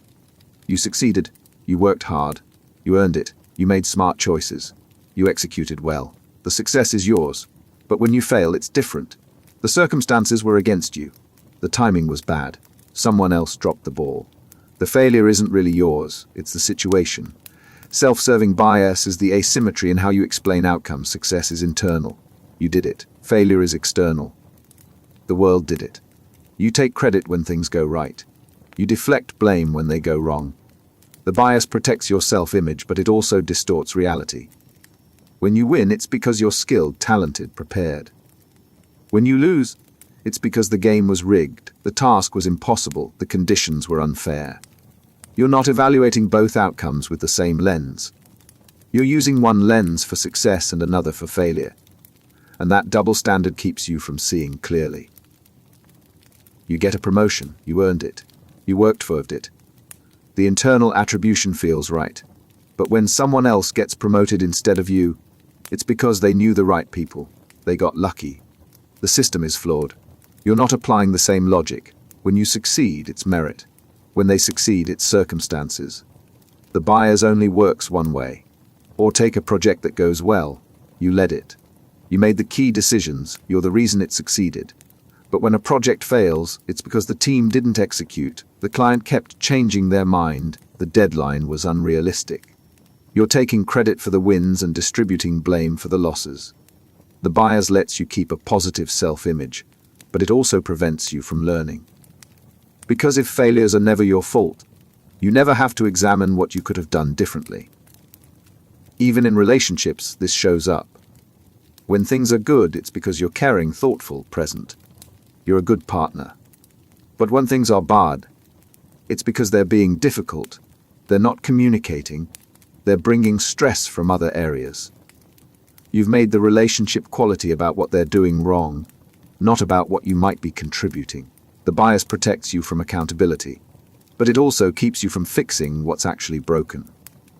Here's the cost. Self-serving bias feels good. It protects your ego. It keeps your self-esteem intact, but it also locks you out of growth. When you take credit for success and deflect blame for failure, you never get an accurate read on what you're actually doing. You don't learn from mistakes because you're not owning them. You don't replicate success because you're not seeing the full picture. The bias makes you feel better, but it keeps you stuck. Perfectionistic thinking. Good isn't good enough. It has to be perfect. Excellent isn't the goal. Flawless is. You can't turn in work that's mostly done well. It has to be completely done well. One mistake doesn't make the project imperfect. It makes it unacceptable. The standard isn't high, it's impossible. And because it's impossible, nothing you do ever feels done. Perfectionistic thinking is the cognitive trap that sets the bar at a level no one can meet. Not even you. Especially not you. You hold yourself to standards that don't exist in reality, and when you inevitably fall short, you don't adjust the standard. You just confirm that you failed. The logic seems noble. You're striving for excellence, you're refusing to settle. You're holding yourself accountable. But what looks like ambition is actually self-sabotage. Because perfectionism isn't about doing great work. It's about never feeling like your work is great. The goal isn't achievement, it's the impossible.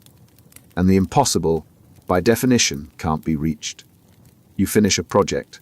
You put in the work, it's good. Maybe even excellent. But perfectionistic thinking won't let you see that. It scans for flaws. It finds them. It magnifies them.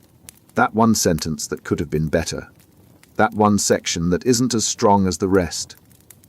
The whole thing becomes defined by what's wrong, not what's right. You're not proud of what you accomplished. You're fixated on what you missed. Or take creative work. You're writing. You're making something. But perfectionistic thinking says it's not good enough yet. It could be better. It needs more work. You revise. You rework. You tweak. But it's never done. because done would require accepting that it's good enough as it is. And perfectionistic thinking doesn't allow for good enough. So you keep working, you keep fixing, and the project never leaves your hands. Not because it's not ready, because you can't let go of the idea that it could be perfect. Even day-to-day tasks get caught in this. You're trying to keep your space organized. Perfectionistic thinking says it has to be spotless. One thing out of place means the whole effort failed. You can't feel satisfied with mostly clean. It has to be completely clean. So you exhaust yourself chasing a standard that doesn't hold. And when you can't maintain it, because no one can, you feel like you failed. Not because the space is a mess, because it's not perfect. Here's what perfectionistic thinking costs you. It doesn't make you better, it makes you stuck. You don't finish things because they're never good enough. You don't start things because you're afraid you won't do them perfectly. You don't enjoy what you accomplish because you're too busy cataloging what's wrong. The standard doesn't push you forward, it keeps you frozen. And the longer you chase perfection, the further you get from actually doing anything at all. Availability heuristic. A plane crashes, it's all over the news.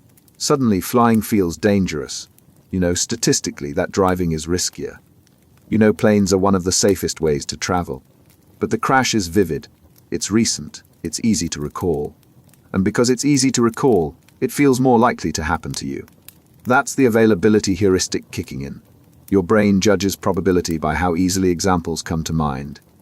If you can think of it quickly, it must happen often. If it's hard to remember, it must be rare. But memory isn't a reliable measure of frequency. What sticks in your mind isn't always what's most common. It's what's most dramatic, most recent, or most emotionally charged. And when you use that as your guide, your sense of risk gets warped. The heuristic works because your brain is taking a shortcut. Instead of calculating actual probabilities, it asks a simpler question: can I think of an example? If yes, it feels likely. If no, it feels rare.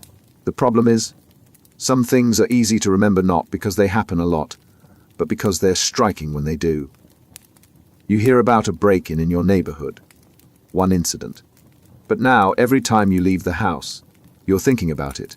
You double-check the locks. You're more anxious. The single event made crime feel more prevalent than it actually is.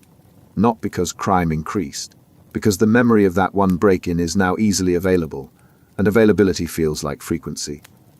Or take medical fears. You read an article about a rare disease. Someone you know mentions a symptom. Suddenly, you're convinced you have it. The disease is available in your mind, so it feels more likely. You're not weighing the actual odds. You're reacting to how easily the idea came to you. The availability heuristic turned a rare possibility into a felt certainty. Even career decisions get skewed. You know someone who started a business and failed. That story sticks. It's vivid. It's cautionary. Now, when you think about starting something yourself, that failure is what comes to mind. It feels representative. It feels like the likely outcome. You don't think about the people who succeeded quietly, or the ones who never made headlines. You think about the failure you can easily recall, and that shapes your sense of what's possible. The trap is subtle. You're not deliberately ignoring data. You're just using the data that's easiest to access. And the easiest data to access isn't always the most accurate. It's the most memorable, the most recent, the most emotionally resonant. And when you let that guide your decisions, you're navigating by memory, not reality. Externalization of responsibility. Nothing is ever your fault. The project failed because the team didn't execute. The relationship ended because they couldn't communicate. You're late because traffic was bad. You're struggling because the circumstances are impossible. Every outcome that goes wrong has an external cause. And because it's external, there's nothing you could have done. You're off the hook. Externalization of responsibility is the reflex that puts all blame outside yourself. When something goes badly, it's always someone else's fault, or the situation's fault, or bad luck. Never yours. You didn't contribute. You didn't have control. You were just caught in forces beyond you. And while sometimes that's true, when it's always true, it's a distortion. The pattern protects your ego. If failures aren't your fault, you don't have to feel bad about them. You don't have to question yourself. You don't have to change. The responsibility sits elsewhere, and you get to stay as you are. But that protection comes at a cost. When nothing is your fault, nothing is your responsibility. And when nothing is your responsibility, you lose the ability to fix anything. A deadline gets missed. You externalize. The client kept changing requirements. The timeline was unrealistic. Other people didn't pull their weight. All of that might be true. But externalizing means you never ask what you could have done differently.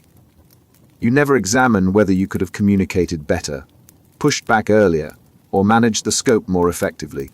The failure stays external, so you stay unchanged. Or, take relationships, things fall apart. Externalization says it's because they were difficult. They didn't try hard enough. They brought baggage. They couldn't meet you halfway. You've placed the entire breakdown on them. And maybe they did contribute. But externalizing responsibility means you never reflect on your part. You never ask what you could have done to make it work. The relationship failed, but you didn't. Or at least, that's the story you're telling. Even small things get externalized. You're in a bad mood. Externalization says it's because of the weather, the traffic, the difficult person you dealt with earlier. External factors shaped how you feel. And while external factors do matter, externalizing completely removes your agency. You're not in a bad mood because of how you're processing things or how you're responding to stress. You're in a bad mood because the world made you that way.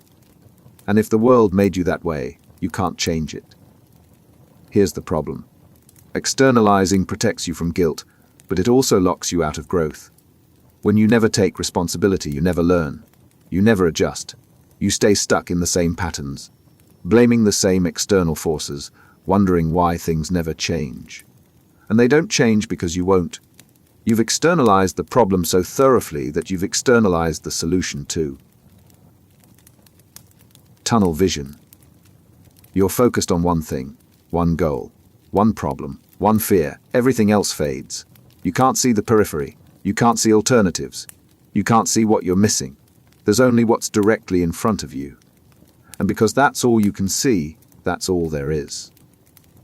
Tunnel vision is the cognitive narrowing that happens when you lock onto one thing and lose sight of everything else. It's not that the other things disappear. They're still there. You're just not registering them. Your attention has collapsed into a single point, and that point becomes your entire reality. The narrowing happens under pressure. When you're stressed, anxious, or fixated, your brain narrows its focus. It's trying to solve the immediate problem. But in doing so, it filters out information that might actually help. You're so focused on the tree that you can't see the forest. And sometimes the solution isn't in the tree. It's somewhere you're not looking. You're trying to solve a problem at work. You're convinced there's only one way to do it. You keep hitting the same wall. You keep trying the same approach. You're stuck. But you're so locked in on that approach that you don't consider alternatives. There might be other ways to solve it. There might be people who could help. There might be resources you're not using. But tunnel vision has narrowed your view so much that those options don't even register. You're not refusing to see them. You're just not seeing them. Or take financial stress. You're worried about money. That worry becomes all-consuming. You can only think about the problem. You can only see the gap. Tunnel vision makes the financial issue feel like the only issue. But while you're fixated on it, you're missing other parts of your life that need attention. Relationships, health, opportunities, they're there. But you can't see them. The tunnel has you focused on one problem, and everything else has gone dark. Even goals create tunnel vision. You're working towards something. You're committed, you're focused. That's good. But tunnel vision takes it too far. You become so fixated on the goal that you ignore warning signs. You ignore costs. You ignore whether the goal is still worth it. You just keep moving forward because forward is the only direction the tunnel allows. And sometimes, the smartest move is to step back, recess, look around. But tunnel vision doesn't let you do that. The cost is adaptability. When you can only see one thing, you can't pivot. You can't adjust. You can't respond to new information because you're not taking in new information. You're locked in a narrow view, convinced it's the only view. And the longer you stay in the tunnel, the harder it is to remember there's a world outside of it. Optimism bias. Bad things happen to other people, not to you. Other people get sick. Other people's relationships fall apart. Other people's plans go wrong, but you'll be fine. Your relationship will last. Your health will hold. Your plans will work out. You're not being realistic. You're being optimistic. And optimism, when it ignores reality, becomes a bias. Optimism bias is the tendency to believe you're less likely to experience negative events than others. It's not confidence based on preparation. It's confidence based on nothing. You just assume things will go well for you, even when the odds say otherwise. Other people are subject to risk, you're somehow exempt. The bias feels good. It protects you from anxiety. It lets you move through the world without constant fear. But it also leaves you unprepared. When you assume nothing bad will happen, you don't plan for when it does. You don't save for emergencies. You don't take precautions. You don't protect yourself, because you're convinced you won't need to. You're starting a business. You know most new businesses fail. You've read the statistics. But optimism bias says yours won't. You're different. You've got a good idea. You're working hard, that's enough. So you don't build in safeguards. You don't plan for slow periods. You don't have a backup. You're so confident it will work that you don't prepare for it not working. And when things get hard, you're caught off guard, not because the risk wasn't there, because you convinced yourself it didn't apply to you. Or take health. You know people who ignored symptoms and regretted it. You know early detection matters. But optimism bias says you'll be fine. That pain. It's nothing. That warning sign. Probably nothing serious. You'll deal with it later. You're not worried because optimism bias has convinced you that serious health problems happen to other people, not you. And by the time you take it seriously, you've lost time you didn't have to lose. Even in relationships, optimism bias plays out. You see couples breaking up. You see friends getting divorced. You know relationships take work. But optimism bias says yours is different. You're compatible. You're committed. You won't end up like them. So you don't work on communication. You don't address small issues before they become big ones. You assume the relationship will coast on good intentions. And when it doesn't, you're blindsided. Not because the signs weren't there, because you were too optimistic to see them. The danger isn't optimism itself. It's optimism that makes you passive. When you're convinced things will work out, you stop doing the things that make them work out. You stop preparing. You stop adjusting. You stop taking the risk seriously. And when reality doesn't match your optimism, you're left scrambling. Not because you couldn't have handled it, because you never thought you'd have to. Internalization. Everything is your fault. The project didn't go well. You should have done more. Someone is upset. You must have caused it. A relationship feels strained. It's because you're not enough. Every problem, every tension, every bad outcome, you absorb it. You turn it inward. You make it about you. And the weight keeps getting heavier. Internalization is the reflex that takes external events and makes them internal judgments. When something goes wrong, you don't just ask what happened. You ask what's wrong with you. You don't see problems as situational or collaborative. You see them as proof of your inadequacy. And once you've internalized the blame, it doesn't leave, it stacks. The pattern runs on self-focus. When something bad happens, your mind scans for your role in it. And it doesn't stop scanning until it finds something. You could have done this differently. You should have seen that coming. You failed here. The scan always finds something. And whatever it finds becomes the explanation. Not the whole explanation, just your explanation. But it's the only one you hold on to. A team project goes poorly. Internalization makes it your failure. Other people contributed. Other people made choices. External factors were at play. But you internalize. You didn't lead well enough. You didn't catch the problems early enough. You let the team down. You've taken a collective outcome and made it a personal indictment. And now, instead of evaluating what actually went wrong, you're just carrying guilt. Cut. Or take a friend who's upset. They're going through something. They're stressed. They're dealing with their own issues. But internalization says it's your fault. You must have said something wrong. You must have done something to upset them. You're not considering that their mood might have nothing to do with you. You've internalized their emotional state and made it your responsibility. And now you're apologizing for things you didn't do, fixing problems that weren't yours. Even success gets internalized in a twisted way. When things go well, you don't internalize the success. You externalize it. You got lucky. The circumstances were favorable. Other people carried you. But when things go badly, it's all you. The asymmetry is brutal. You take full blame for failures and no credit for wins. And that internalization doesn't just distort how you see events. It distorts how you see yourself. Here's the cost. When you internalize everything, you become the problem. Not the situation. Not the circumstances. Not the other people involved. You. And once you're the problem, the only solution is to be different, to be better, to be more. But you can't fix everything by fixing yourself. Some things aren't about you. Some things aren't your fault. But internalization won't let you see that.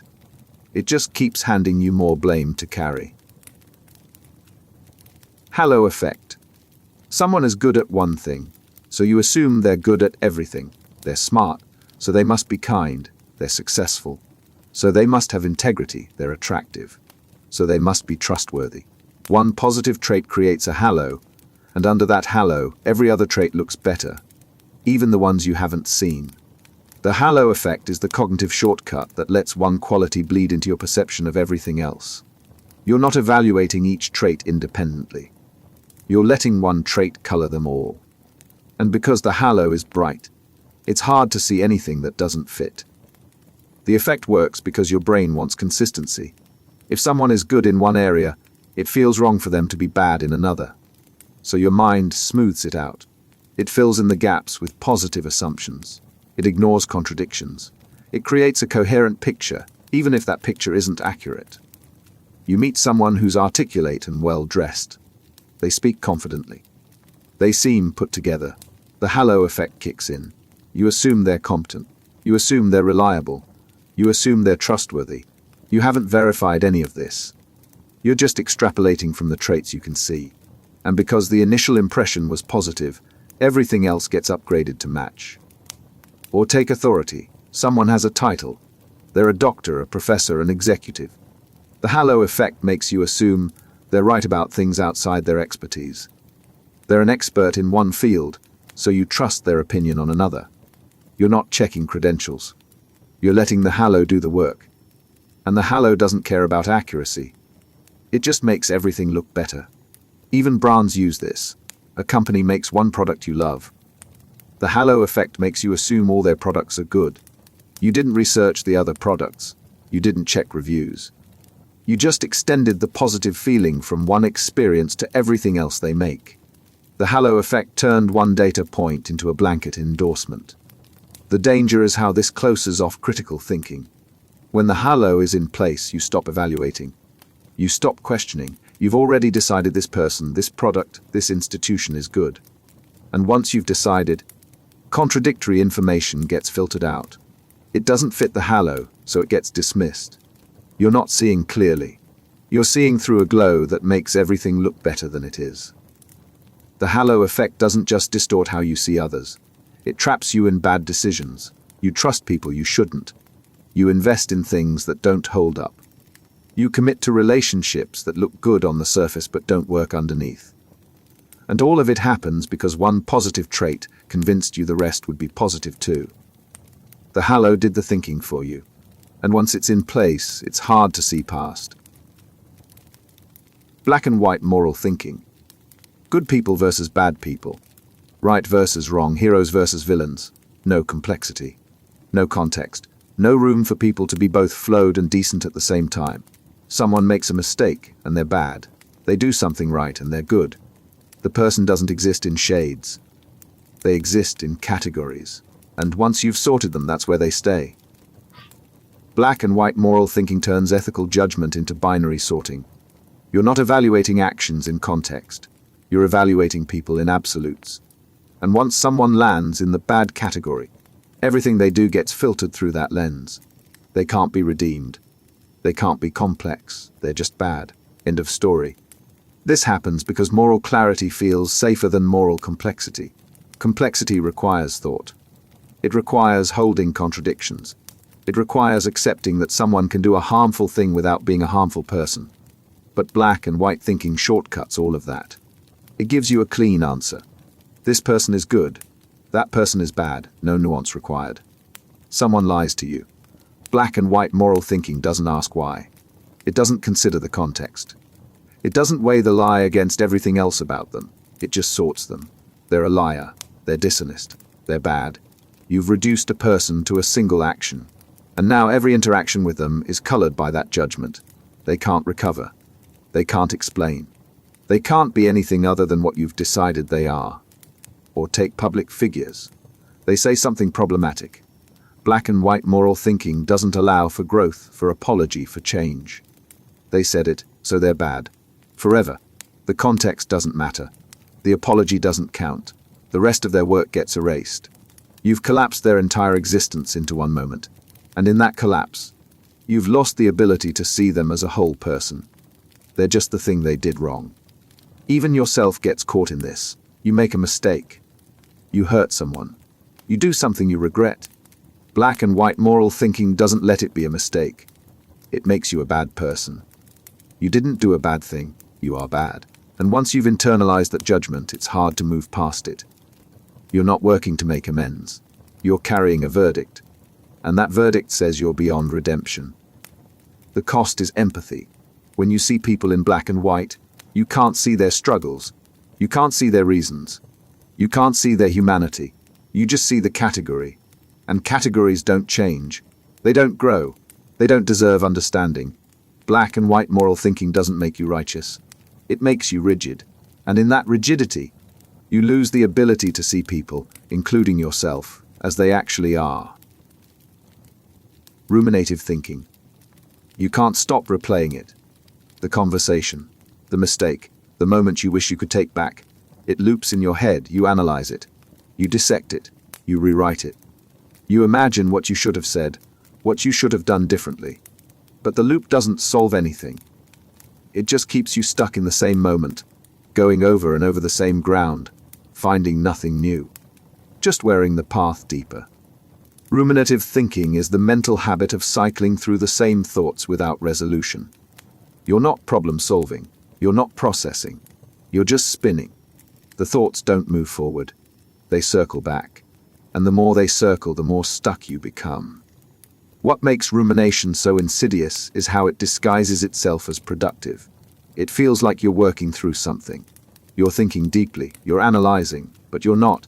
You're just repeating the same worry, the same regret, the same fear. And repetition doesn't bring clarity, it brings exhaustion. You had an awkward interaction. You said something that didn't land. It's over, it's done. But ruminative thinking won't let it go.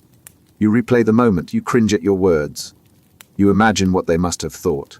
You spiral into worst-case interpretations. And then you do it again and again. The rumination doesn't help you understand what happened. It just keeps you trapped in the discomfort of it. Or take a decision you made.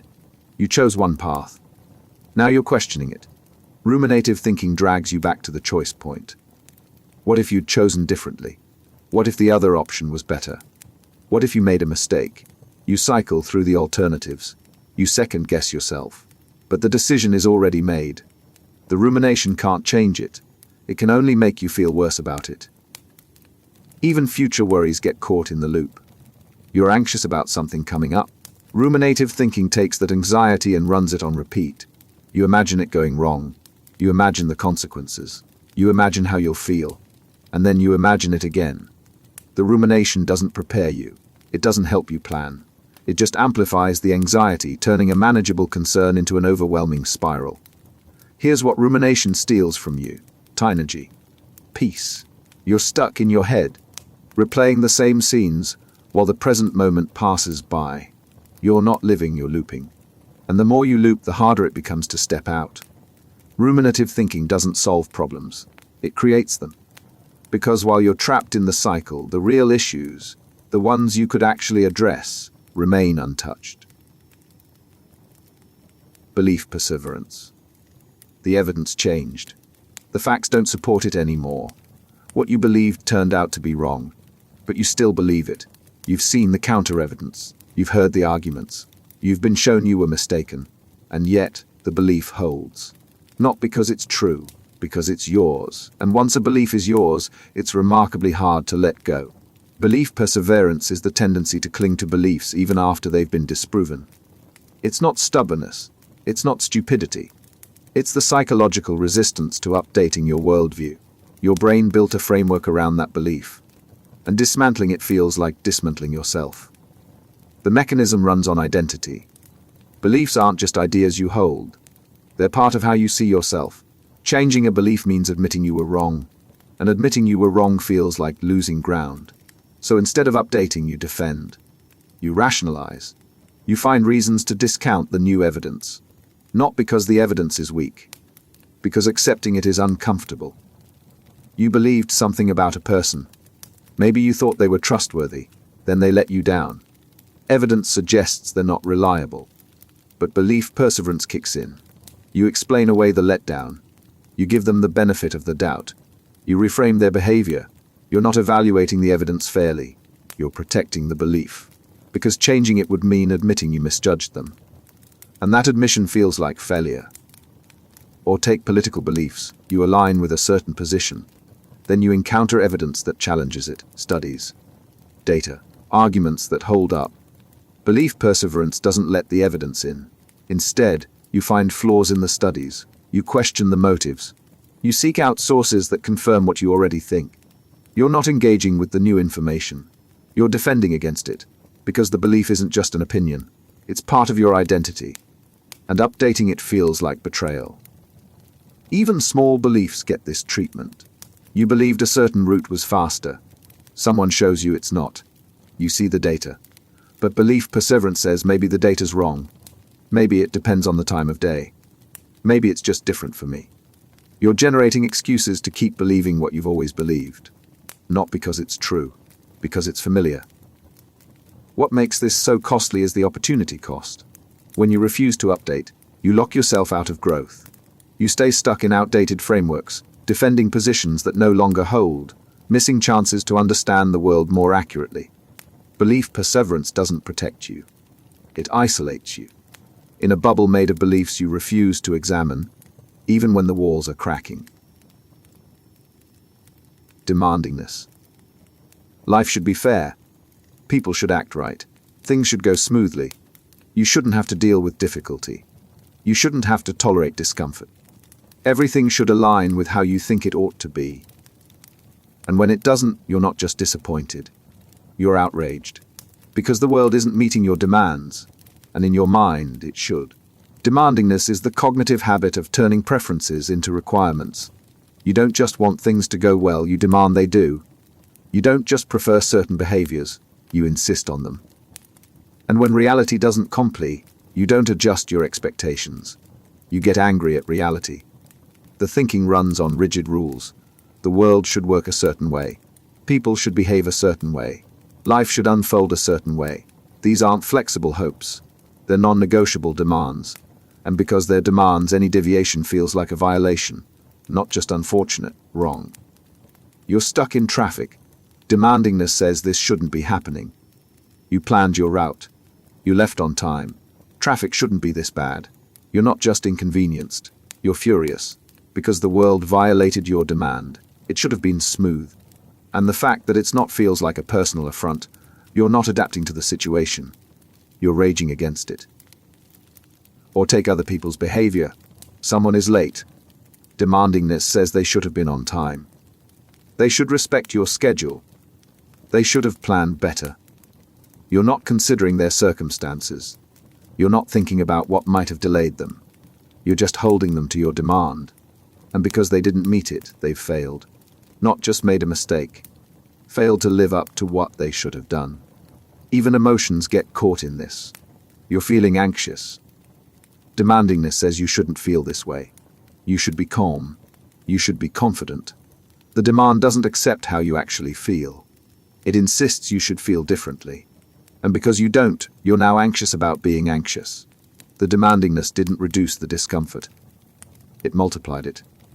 Here's the trap. Demandingness makes you brittle.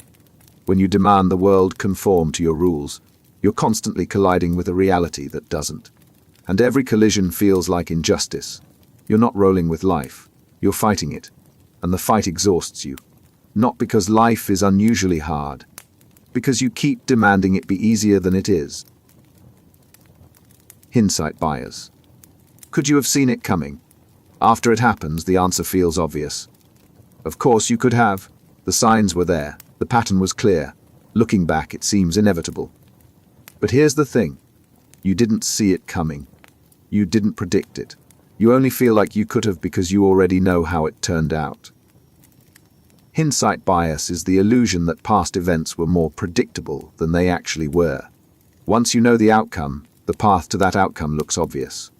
The warning signs seem clear. The alternative possibilities fade. You reconstruct the past as if the result was always going to happen. And in that reconstruction, you convince yourself you should have known. The distortion happens because memory isn't a recording. It's a reconstruction. And when you reconstruct the past with knowledge of the outcome, you can't unsee what you now know. The outcome colors everything that led to it. What seemed ambiguous at the time now seems clear. What felt uncertain now feels predictable.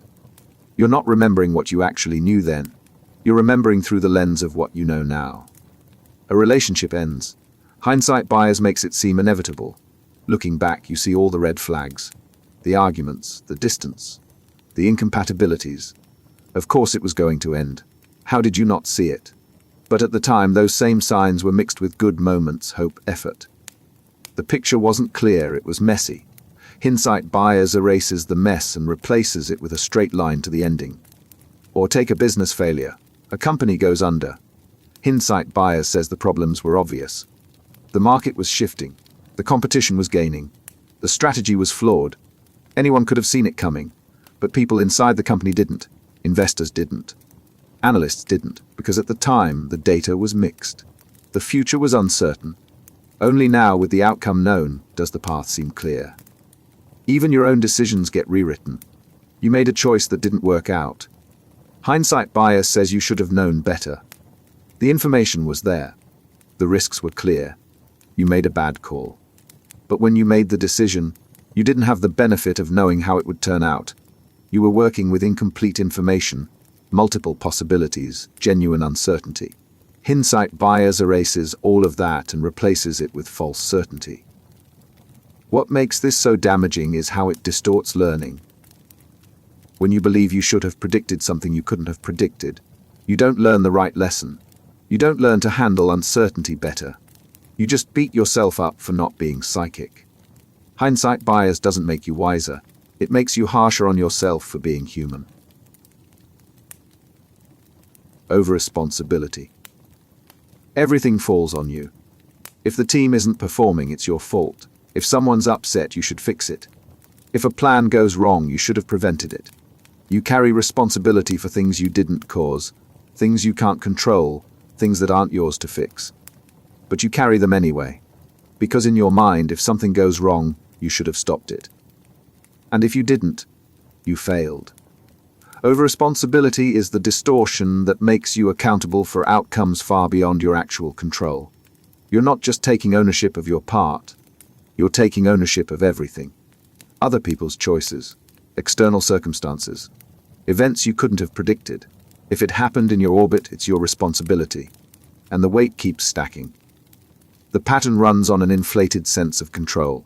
You believe that if you just tried harder, planned better, anticipated more, you could have prevented the bad outcome. You couldn't have. But overresponsibility doesn't accept limits. It assumes that every failure represents something you should have done differently. And because you didn't do it, the failure is yours. A project at work doesn't go well. Other people were involved. External factors played a role. But overresponsibility says it's on you. You should have caught the problems earlier. You should have communicated better. You should have pushed harder. You're absorbing responsibility for the entire outcome, even though you only controlled part of it. And now, instead of evaluating what actually went wrong, you're just carrying guilt for a collective failure. Or take relationships. Someone you care about is struggling. They're upset. They're going through something difficult. Overresponsibility says you should fix it. You should make them feel better. If they're unhappy, you've failed them. You're not just being supportive. You're making their emotional state your responsibility. And when you can't fix it because you can't, You blame yourself for their pain. Even other people's reactions get internalized. You set a boundary. Someone's disappointed. Overresponsibility says you hurt them. You should have found another way. You should have said yes. Their disappointment is your fault. You're not distinguishing between causing harm and making a necessary choice that someone didn't like. You've taken responsibility for their feelings as if they're entirely your doing. The cost is crushing. When you're responsible for everything, you're responsible for things you can't change. And that creates a constant background hum of failure. Because no matter what you do, something will go wrong. Someone will be upset. Some outcome won't be perfect. And overresponsibility turns all of that into evidence that you didn't do enough. You're not carrying your share. You're carrying everyone's. Representativeness Heuristic. Someone is well-dressed, articulate, and confident. You meet them for 5 minutes, and in those 5 minutes you've already decided they're successful, they're competent, they're trustworthy. You're not basing this on data. You're basing it on how well they fit your mental image of what a successful person looks like. They match the template. So they must be the thing. The representativeness heuristic is the mental shortcut that judges probability based on similarity. If something looks like your idea of X, you assume it is X. You're not calculating odds. You're pattern matching. And the better the match, the more certain you feel. Even when the match is superficial. Your brain does this because categories are useful. They help you make quick decisions. But the heuristic doesn't care about base rates, actual probabilities, or the fact that appearances can be deceiving. It just asks, does this fit the pattern? If yes, judgment made. If no, judgment still made. You meet someone who's quiet and reads a lot. The representativeness heuristic says they're probably introverted. Maybe they are. But you've just used a stereotype to make an inference about a person you barely know. The quiet reading fits your mental image of an introvert. So that's what you conclude. You didn't consider that they might be tired, or processing something, or just prefer reading to small talk in this specific context. Or take career assumptions. Someone mentions they work in tech. Your mental image of a tech worker kicks in. You assume they're good with computers, probably analytical, maybe socially awkward. You're applying a stereotype based on category membership. The person might not fit any of those traits, but the representativeness heuristic already filled in the blanks. They're in tech, so they must be like your idea of tech people. Even decision-making gets skewed. You're evaluating a business idea. It sounds like other successful businesses you've heard about. The representativeness heuristic says it's probably a good idea. You're not analyzing the actual plan. You're not looking at the market. You're just noticing that it resembles success stories. And resemblance feels like evidence. But resemblance isn't probability. Just because something looks like a winner doesn't mean it is one. The trap is how confident this heuristic makes you feel. The match is clear. The pattern is obvious. So the conclusion feels solid. But you're not working from data. You're working from similarity. And similarity is a terrible guide to truth. Because lots of things look alike without being alike. And the more you rely on the match, the less you check whether the match actually means anything. Victim mentality. Nothing is ever your fault, but somehow everything happens to you. Other people get opportunities. You get obstacles. Other people get support. You get overlooked. The world is unfair, and you're always on the losing end. You're not an agent in your life. You're a victim of it. And because you're a victim, there's nothing you can do. You're just enduring what the world keeps throwing at you. Victim mentality is the mindset that positions you as powerless and circumstances as all-powerful. Things don't just go wrong, they happen to you. You're not making choices that lead to outcomes. You're being subjected to outcomes beyond your control. And because everything is beyond your control, nothing is your responsibility. You're off the hook for action. Because what's the point when the world is rigged against you? The mentality works as a defense mechanism. If you're a victim, you don't have to confront your own role in your situation. You don't have to ask what you could have done differently. You don't have to change. You just have to endure. And enduring is easier than taking responsibility. It's painful, but it's passive. And passive feels safer than active. You apply for jobs. You don't get them. Victim mentality says the system is unfair. They don't give people like you a chance.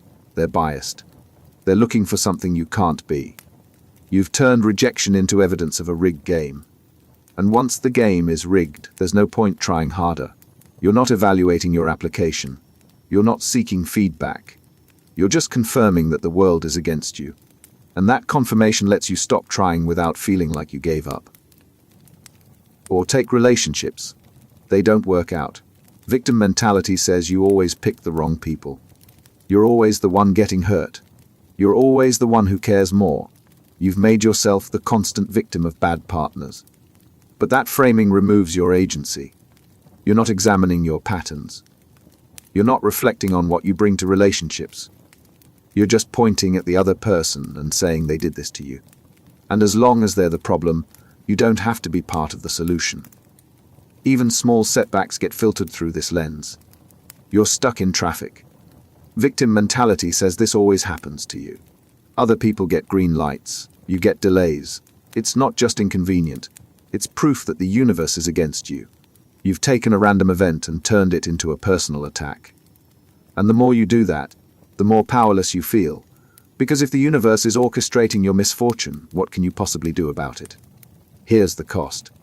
Victim mentality feels like it protects you. It absolves you. It explains your struggles. But it also traps you. When you're always a victim, you're never in control. You're never the one who can change things. You're stuck waiting for the world to stop being unfair. And the world doesn't stop. So you just keep waiting.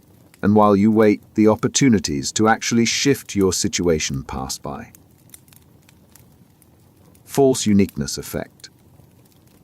You think you're different, not like other people. You've got insights they don't have. You see things they miss. You're more aware, more thoughtful, more in tune with reality. Everyone else is caught up in their biases, their illusions, their blind spots. But not you. You've figured it out, you're the exception. The false uniqueness effect is the bias that makes you believe your perspectives, abilities, and positive traits are rarer than they actually are. You're not just confident in your views. You're convinced they're uniquely yours. You think you're one of the few who really gets it. But you're not as unique as you think. You're just overestimating how different you are.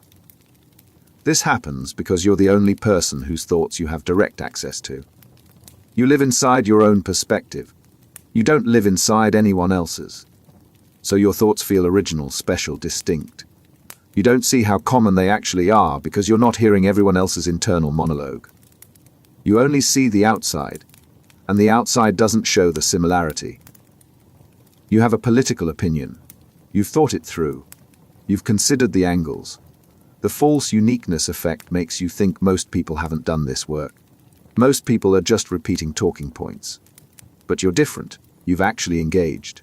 Except, everyone thinks this. Everyone believes their position is the result of careful thought, and everyone else's is the result of bias. You're not unique in thinking you're thoughtful. You're typical. Or take creativity. You come up with an idea. It feels fresh, original, yours. The false uniqueness effect makes you believe no one else could have thought of this. It's too specific, too novel. But ideas aren't as rare as they feel. Other people are having similar thoughts. They're just not telling you. And because you're not hearing them, you assume the idea is uniquely yours. You're overestimating your originality. Even self-awareness gets caught in this. You think you're more self-aware than most people. You notice your flaws. You reflect on your behavior. Most people don't do that, right? Wrong. Most people think they're self-aware. Most people believe they're the exception who actually thinks about their actions. The false uniqueness effect convinces everyone they're the rare person who gets it. And that conviction is, ironically, one of the most common experiences there is. The danger isn't thinking you have good ideas or valuable perspectives. It's thinking you're the only one. Because when you leave, you're uniquely insightful, you stop listening. You dismiss other perspectives as less informed. You assume disagreement means they haven't thought as deeply as you have. And in that assumption, you close yourself off to the possibility that maybe, just maybe, you're not as different as you think. You're just human, like everyone else. Egocentric bias. You remember events the way you experienced them. That makes sense. But here's the problem. You don't just remember your perspective. You overweight it. You think your role was bigger than it was. You think your contribution mattered more. You think people were paying more attention to you than they were. You're not deliberately inflating your importance. You're just seeing everything through the only lens you have: yours. Egocentric bias is the tendency to rely too heavily on your own perspective when evaluating events, contributions, and experiences. You're not trying to be selfish. You're just stuck in your own point of view. And because you're stuck there, you think your view is the view. Your experience is the experience. Your memory is the accurate one. The bias operates because memory is self-centered. You were there. You felt it. You did it. Those experiences are vivid. But other people's experiences, you don't have direct access to those. You only see the outcomes. So when you reconstruct what happened, your own actions loom large.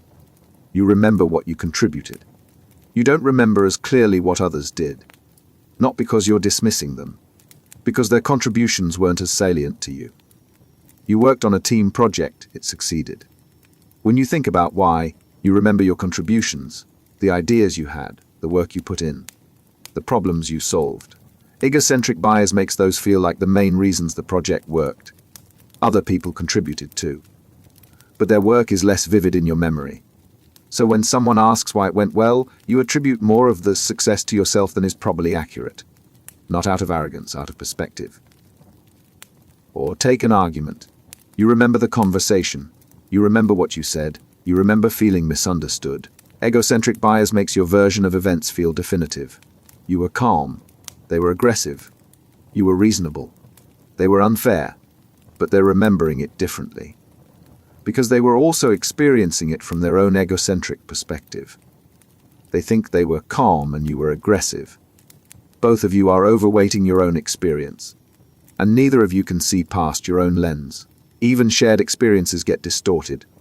You and a friend go through something together later. You each tell the story. The stories don't match. Not because one of you is lying. Because egocentric bias shape both memories. You remember the parts that mattered to you. They remember the parts that mattered to them. And both of you think your version is the accurate one. Because it's the version you lived. The cost is relationship friction. When everyone overweights their own perspective, everyone feels like they're contributing more, suffering more, doing more than they're getting credit for. Egocentric bias doesn't make you selfish, but it makes you blind to how much others are doing. And that blindness creates imbalance. Not because the imbalance is real, because everyone's perception is skewed toward themselves. Sunk cost fallacy. You've already put in the time, the money, the effort, and now it's not working. The project isn't going anywhere. The relationship isn't getting better. The investment isn't paying off. You know you should walk away, but you can't. Because if you walk away now, everything you've already put in is wasted. So you keep going. Not because the future looks good. Because the past feels too expensive to abandon. The sunk cost fallacy is the error of letting past investment dictate future decisions. You're not evaluating whether continuing makes sense. You're evaluating where you can afford to lose what you've already spent. And because you can't get it back, you keep pouring more in, trying to justify what's already gone. But the past is gone. The only question that matters is whether moving forward is worth it. And the sunk cost fallacy won't let you ask that question. The fallacy operates on loss aversion. Losing something feels worse than gaining something feels good. So the idea of walking away and admitting the investment was wasted feels unbearable. It feels like failure. And to avoid that feeling, you keep investing. You throw good money after bad. Good time after wasted time. You're not chasing a better future. You're trying to retroactively justify a bad past. You've been working on a project for months. It's not going well. The market isn't there. The execution is flawed. The path forward is unclear. You should probably cut your losses. But the sunk cost fallacy says you've already put in so much. If you quit now, all that work was for nothing. So you keep going. You invest more time, more resources. Not because the project has potential. Because you can't stomach the idea that the time you already spent was wasted. Or take relationships. You've been with someone for years. It's not good. It's not healthy. But you've invested so much. You've built a life together. You've been through things. The sunk cost fallacy says if you leave now, all that time was wasted. So you stay. Not because the future looks promising. Because the past feels too heavy to let go. You're holding on to something that isn't working because the alternative, admitting it didn't work out, feels worse.